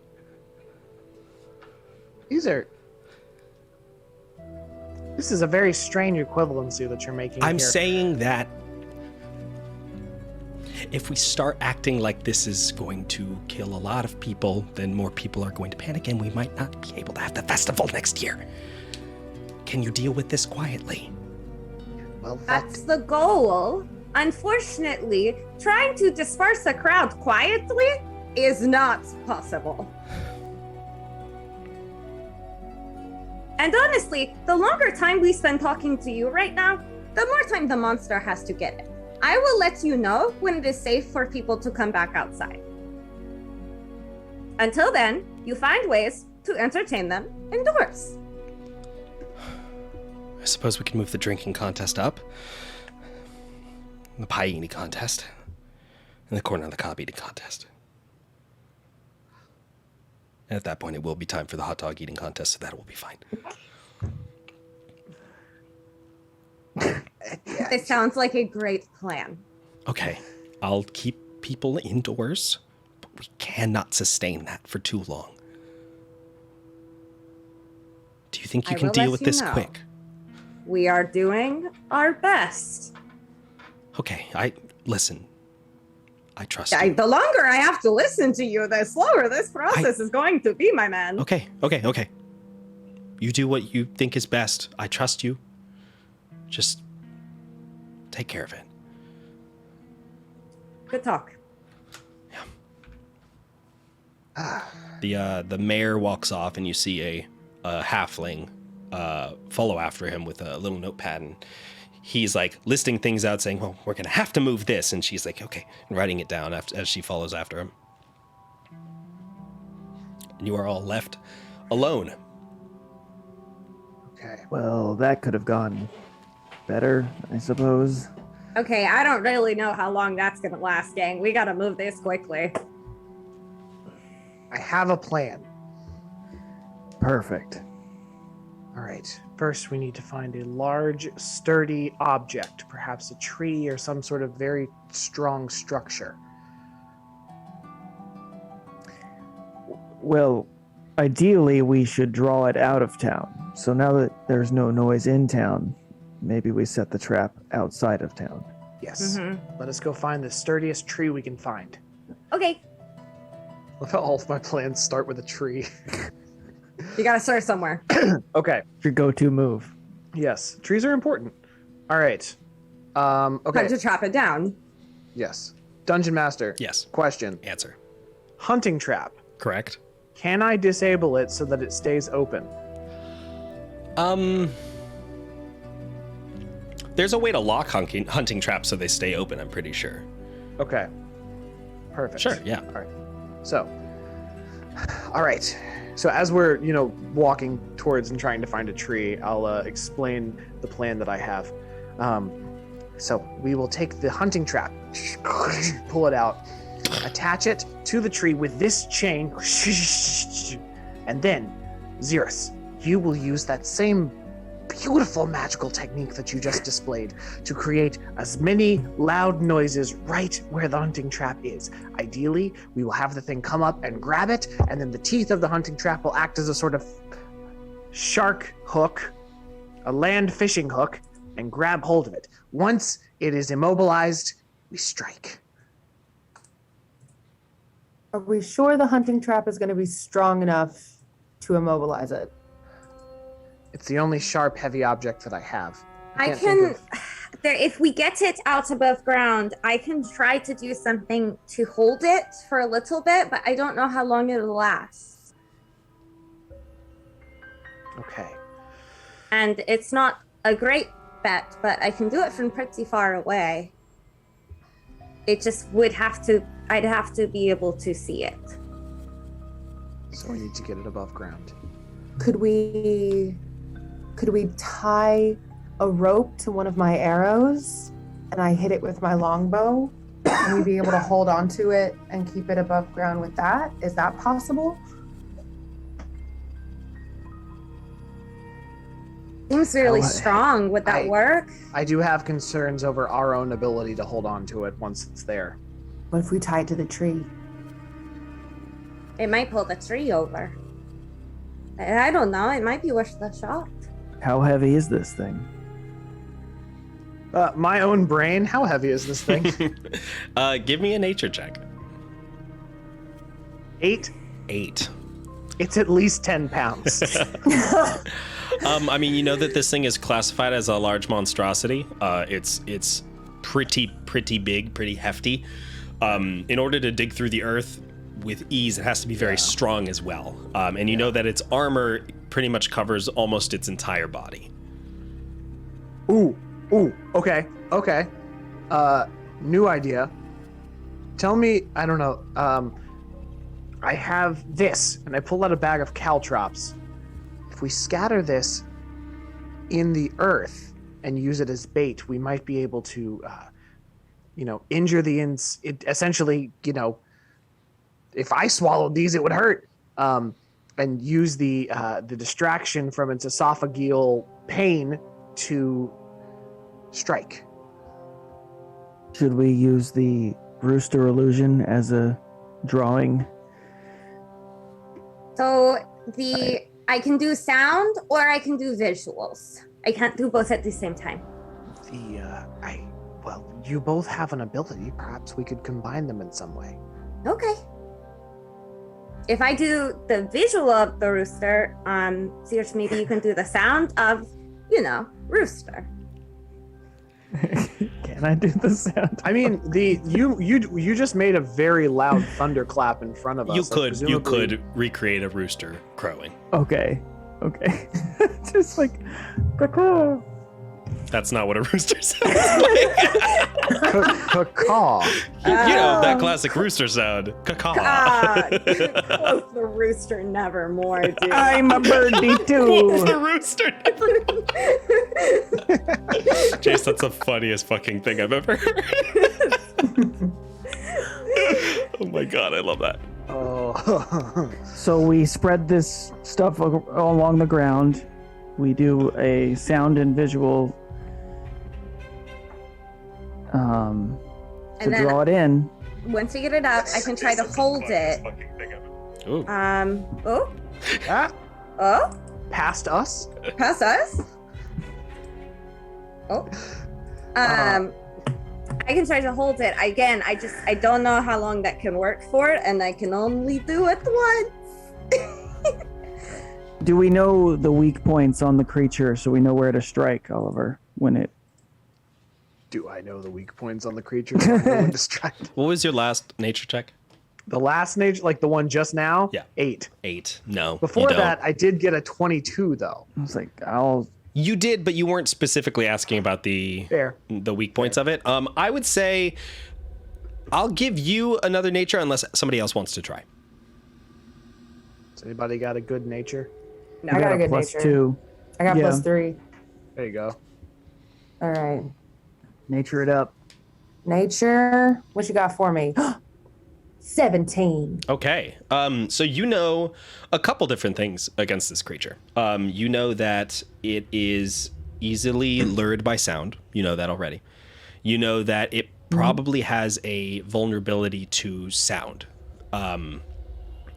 It is lured by sound, which means it probably has very, very good hearing or the ability to sense vibrations, which means it can probably be disoriented by it.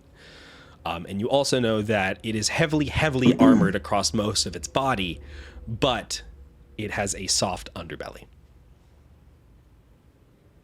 A soft underbelly. Okay. It's digging those good vibrations. We gut it stem to stern. That's what that means. Mm-hmm. What does it snout to?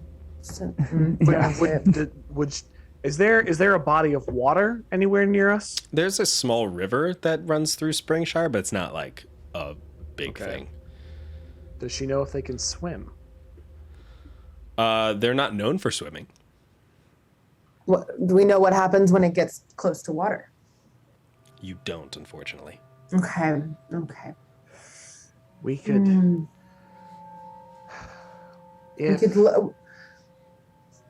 We could bring it to the beach of the shore of the water. Shore's probably a good couple of hours away. Oh. Okay, well, never mind on that. Well, one. just I like don't know the the geography. river itself, not like. When I say river, I mean like creek more so than creek. anything that's coming through this town. It's not like a big like river that you have to raft across. It's more of like a creek that goes through the town. I think our safest bet is we draw it out. If Pepper can hold on to it long enough, we can disorient it more with sound until we find an opening, and then you got a spear, Oliver, and you know how to use it. Maybe if we make it angry enough, it'll stay up to try to kill us. That, or we confuse it enough that it doesn't know where it is. So if you hold it, Pepper, and Xeris, you use the loud sounds to distract it, Voxy and I can rain down martial death with longbow and spear. Yes. Sounds like a plan to me. I feel like a lot of this plan relies on the fact that I can hold on to it, and I just want it on the record that that's a big if, and I will try my best. Pepper, you can only make small illusions, right? Yeah, they can't be too big. Can you do a lot of small ones at once? DM, I don't think I'm pretty I could sure do you that. cannot. Yeah, Okay. I think that's more than I can do. I can kind of do like one thing at a time. I was We could thinking al- if we could do it in like a circle, do the sounds, and then it'll get stuck in the center without knowing which way to go. Okay. I can do that, and then, I mean, if it pops up, I can also try to just like burn the shit out of it. I don't know if that does anything. Always a good plan. Always a good plan. I can do mean, that, or I can hold it. If we confuse it long enough, we might not need to hold it.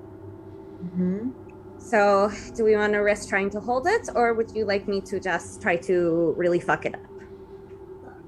I think that a single large attack, as soon as we catch sight of it, perhaps may be able to do enough damage that it'll have a difficult time getting away from us. Okay. Sure. If nothing else, it might be on fire afterwards. It's a good idea. Hold on to that. I will. All right, so where are we doing this? Big tree. Big tree. Okay, give me a perception check. 13. 13. There's a couple trees around the area. There's a bunch of trees within the town square itself. Probably not recommended to do that here. Are you looking for something on the outskirts of town? Yeah, something far enough away that it's not going to do too much property damage. Okay. But perhaps close enough that somebody sees us fighting it, if, on the off chance that we, marketing. Gotta keep the branding strong. Exactly. So you take some time before sort of doubling back towards the western side of Springshire, where you find Ellie's home. Back behind it, you can see that there is a large tree that borders the edge of the strawberry patch. This could potentially work as a place to spring the ambush. Sounds like a plan. Let's do it. And I turn Set the trap. I like pick a spot and then a spot where like I can see that Voxy and I can get a shot off, not be like obscured by branches. And then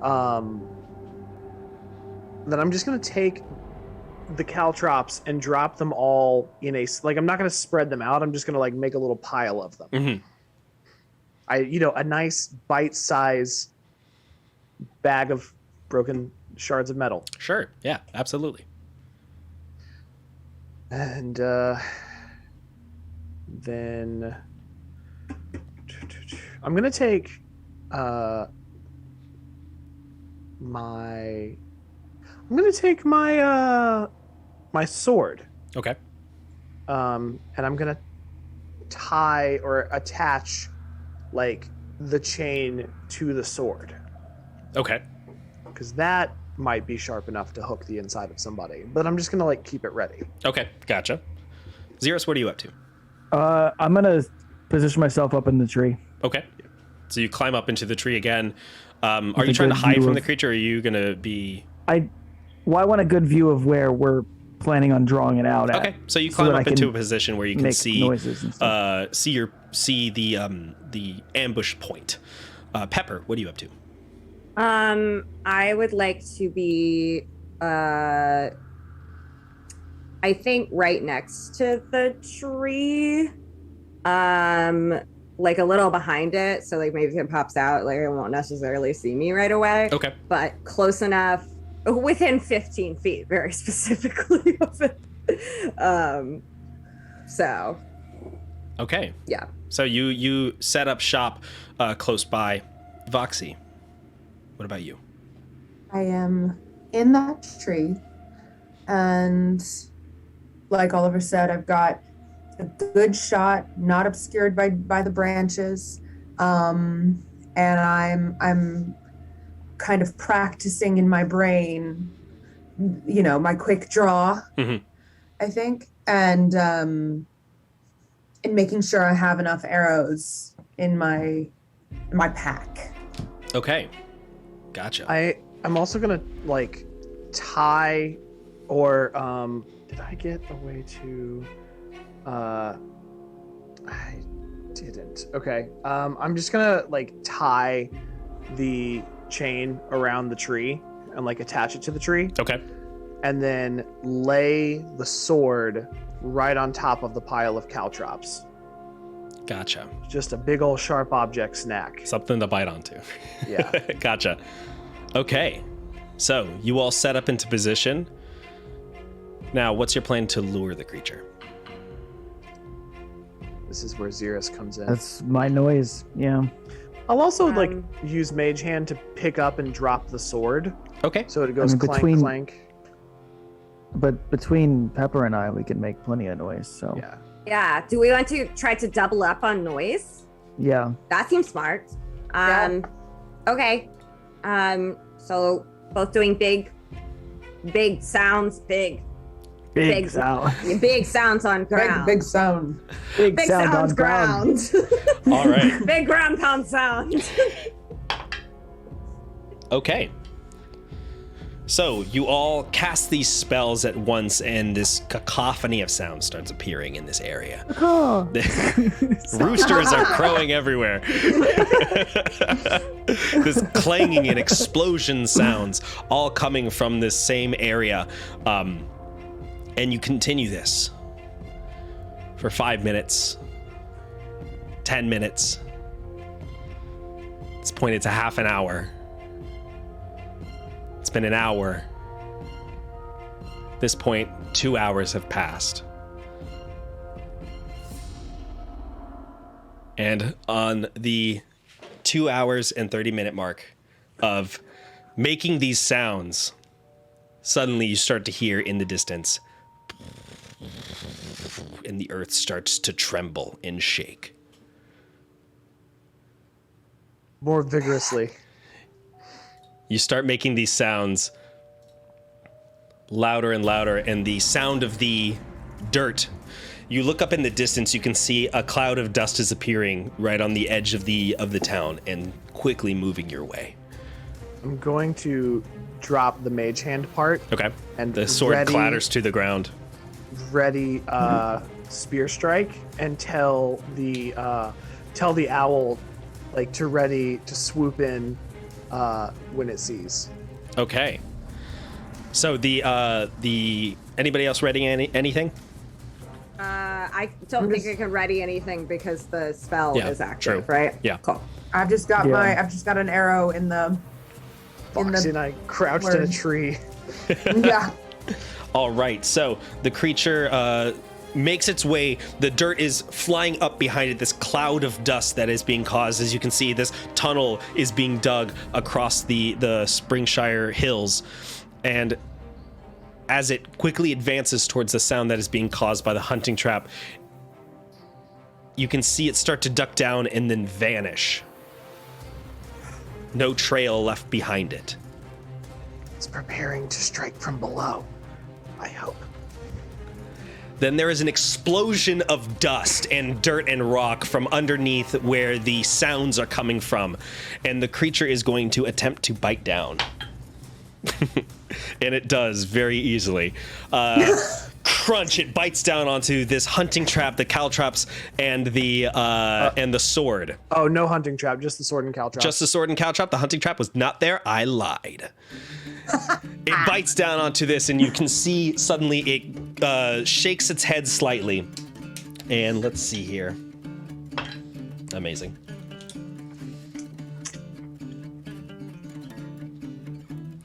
The creature shakes its head violently, sending dust and dirt everywhere.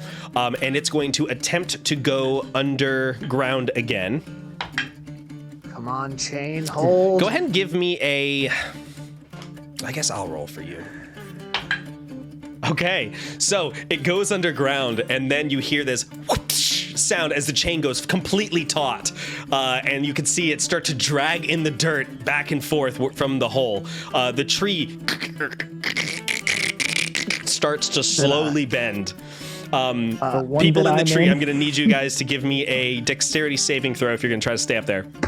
Did Voxy and I get shots off when we saw it? Let's go ahead and do that now. Okay. So you two go ahead and roll a hit. Do you want my dexterity throw first? We'll do the attack first.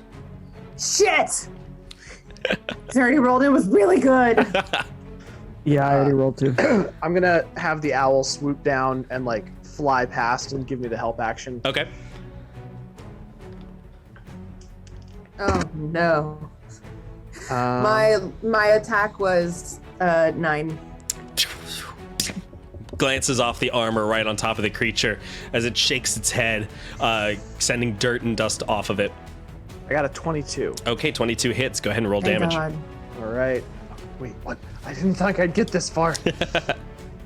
Okay. 8 damage. 8 damage, gotcha.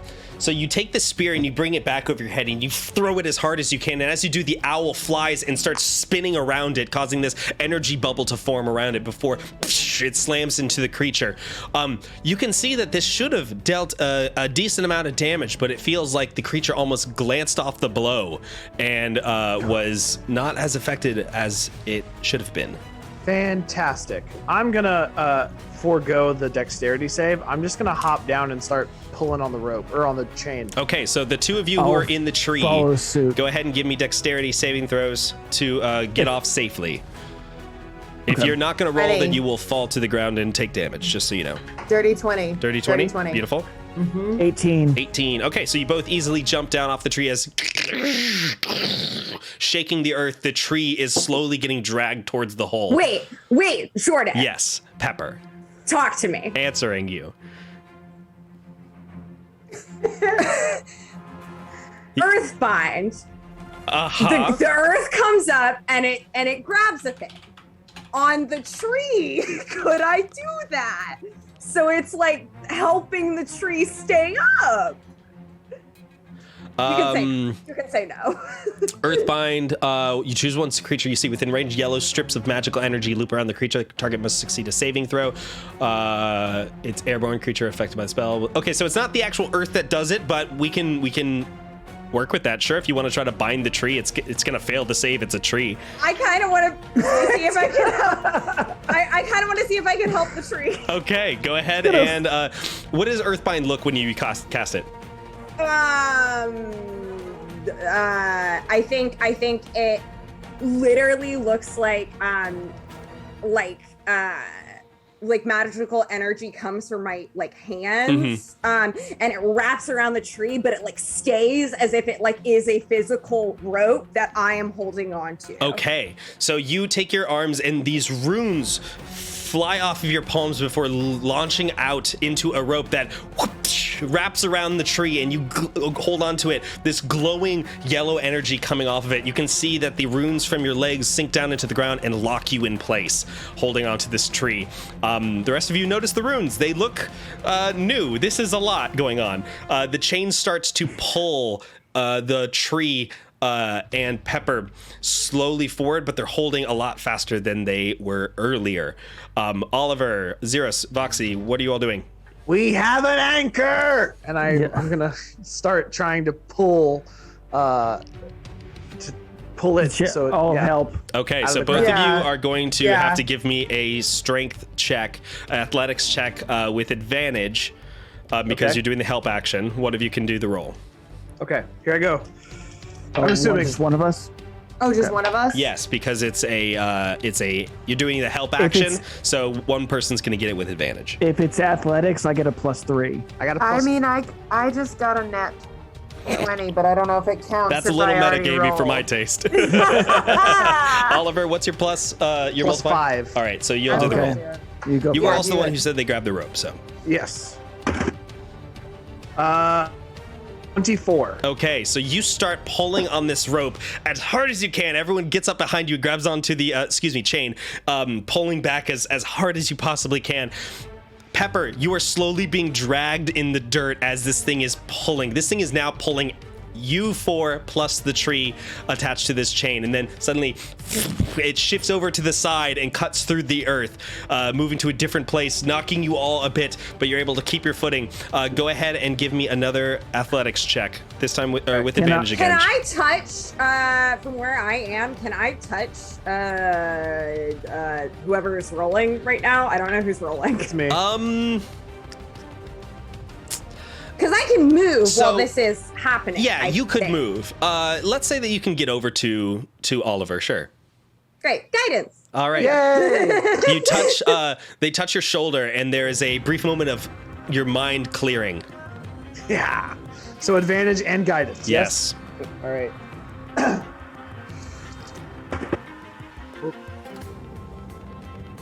Okay. 18. All right. So you are pulling back on the chain as hard as you possibly can. You can see that the chain is starting to pull up out of the ground. All 4 of you are pulling back on this thing now. As you are slowly getting chain length out of the ground, it starts shifting again, and you maintain your footing and you start pulling back as hard as you can. And as you are pulling back, the chain is starting to shake and shudder. And you can see one of the links is starting to bend at a certain point. Can I do my noise thing to try to confuse it on different parts of the like one side of it, the other side of it, one side of it, back and forth? Yes, you most certainly can. So Okay. you take Can your I hands, and as you're also join shooting in these that? sounds, Yeah. 1 second, Pepper. You're making Yeah. these explosion sounds on either side. You can see that every time there's an explosion, the chain moves over to the other side, moves over to the other side, cutting across the dirt. Pepper, what were you going to do? I was just going to also join in on this, Okay. with different sounds and different, and just make it Overwhelm its senses. Yeah, Yeah. I'm trying to do it in different places. So Absolutely, you it is confused can. about where to go. So all these sounds are happening all at once. The creature is starting to move very erratically, moving from sound to sound to sound to sound. As the chain is starting to move, the chain is starting to bend more and more and more as it's cutting through this dirt. you're pulling back on it as hard as you can, and you can see that it's slowly getting out, and you can now see that the creature the rear end of the creature is starting to come back up out of the hole now. You can start to see it as it's slowly digging this trench that is moving closer and closer towards you. And as you pull back, the chain starts to bend, and you pull it up out of the ground, and there is a snapping sound as the chain shatters, and you all go tumbling back onto the ground, and the creature goes tumbling forward and slams onto the ground and turns and looks at you. You can now see the full size of this creature. It is gigantic compared to the distance at what you saw it before. Its large toothy maw is looking around, its tiny little eyes blinking around in the bright sunlight.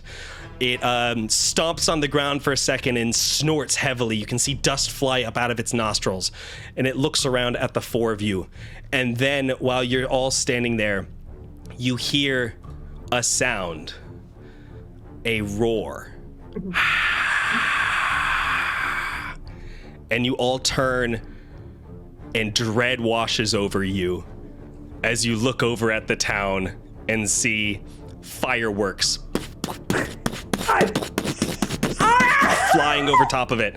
And you can hear an amplified voice that calls out, that goes, "We've been holding our little festival for nearly a century now. From its humble beginnings as local gardeners simply giving away crops, we've grown it into a festival that is renowned throughout the dueling serpents. Every year, it seems, we get bigger and bigger. But this year, I think it might be a record." The creature looks at you, looks back at the town, looks at you, and then digs underground and starts shooting towards the town. "I'd like to thank everyone for their contributions this year. From the True Blooms and your bakery items to the Cloud Hearts and your incredible corn on the cobs. From the bottoms of my heart, I wish to say... What the hell is that?" And there is an explosion of dust in the town, and screams start sounding out. And there's panic happening everywhere. I'm mostly just disappointed. You all start sprinting over towards the town as fast we as need you to can. save as many people as we can. That's mission one now, is save people. You're sprinting around through the town. You can round a corner, and you can see now that there are people running everywhere. Oliver, right in front of you, you see a kid who's running in circles, screaming as there are people sprinting all around them. Give me a dexterity saving throw. 9. You sprint over and you grab out, reaching out for your hand just as somebody else runs in and grabs the child and picks them up in their arms, sprinting away. You look over as more people are knocking over carts and kiosks. Xerus, you look over and you see a large animal cart that is locked full of chickens. This the creature is swerving under the ground, busting up on the cobblestones as it makes its way towards this. It looks like it's locked. If you want to try to pick it, you can. Oh, to like release all the Save chickens. Yes. Oh well. No. It's the important things, right? Saving the chickens. It's an animal. Sure, you don't have to. I'll pick the lock. Okay. Why not? So give me a dexterity I check. was gonna say, what is it? It's dexterity. Isn't it? I got 6. You sprint over to it, you pull out your lockpick, and you're fumbling with it quickly, and then suddenly you have to push back, and there's a explosion of feathers and chickens as the creature explodes out and slams its mouth down on the cart and goes back into the ground. Voxy, you look up and you notch an arrow into your bow and you release it, firing into the dirt. Doesn't seem to be doing much. Great freeze frame, perfect for this. Pepper, you look over as you see more folks running around a corner trying to get away from this creature. What are you doing to try to protect them? I am going to as they all run by, can I start hitting them on the shoulder and doing guidance? Yes, you're guidance, hitting them all as they go through. You round one more corner, and then jumping out of the ground, you see the bullet explode out, and that is where we are going to end tonight's session. Yay! Thank you all so much for joining me today. You guys have to fight a bullet next session. Uh-oh. Well, we thought we were about to, and then it escaped. The tree things just every time I plant a tree trap, it just goes into town. It is weird that it happened twice. Oh, I will never financially recover from this. All right, everybody. Thank you so much for joining me. My name has been Jordan Tries. Are we going to raid anyone tonight? I don't know if we are. Buster Barnes, can you check on that real quick? I will check on that real quick while you advertise what's happening this weekend. This weekend we are going to be streaming Winecraft. It is a really, really fun game that me and the Bretterman play on Wednesday, where we just drink wine and have a good time playing Minecraft. We are currently trying to build the best winery in Minecraft, and we have built a kiosk. It's getting better, we swear. We also do a little wine club at the beginning of it, so you can drink with us and have a good time and learn a little bit more about wine. We stream this game every single Wednesday starting at 7 p.m. Eastern Standard Time. This is part of a campaign that is going to be ongoing. So if you'd like to see more, please join us and give us a follow. That way you can be notified when we go live. Or if you'd like to do a little bit more to help us out, go ahead and give us a subscription. Because if you subscribe with Prime, costs you nothing, but it's a little bit of a kick in the nards for old Jeff Bezos, which is always great. We love that here. We also stream the reruns for this on Mondays. So if you want to see all your favorite moments again, or you missed this week's, you can check it out the following Monday at 7 p.m. EST. I try to be in the chat if I can. Last week I couldn't, but I'll try to find a way if I can. In the meantime, how we doing, Buster Barnes? We not doing it? If not, that's okay. I don't think we have anything lined up. No so I worries. Think we should just call and close it out. Well, folks, we will catch you next week at 7 p.m. on Wednesday, where we will finally settle this battle. They're going to face down a bullet, and it's going to be a very, very fun and hopefully challenging time. And then we're going to kill the mayor from Jaws. Exactly. God. Say bye, Thank adventurers. Bye, adventurers. Bye, adventurers. Adventurers.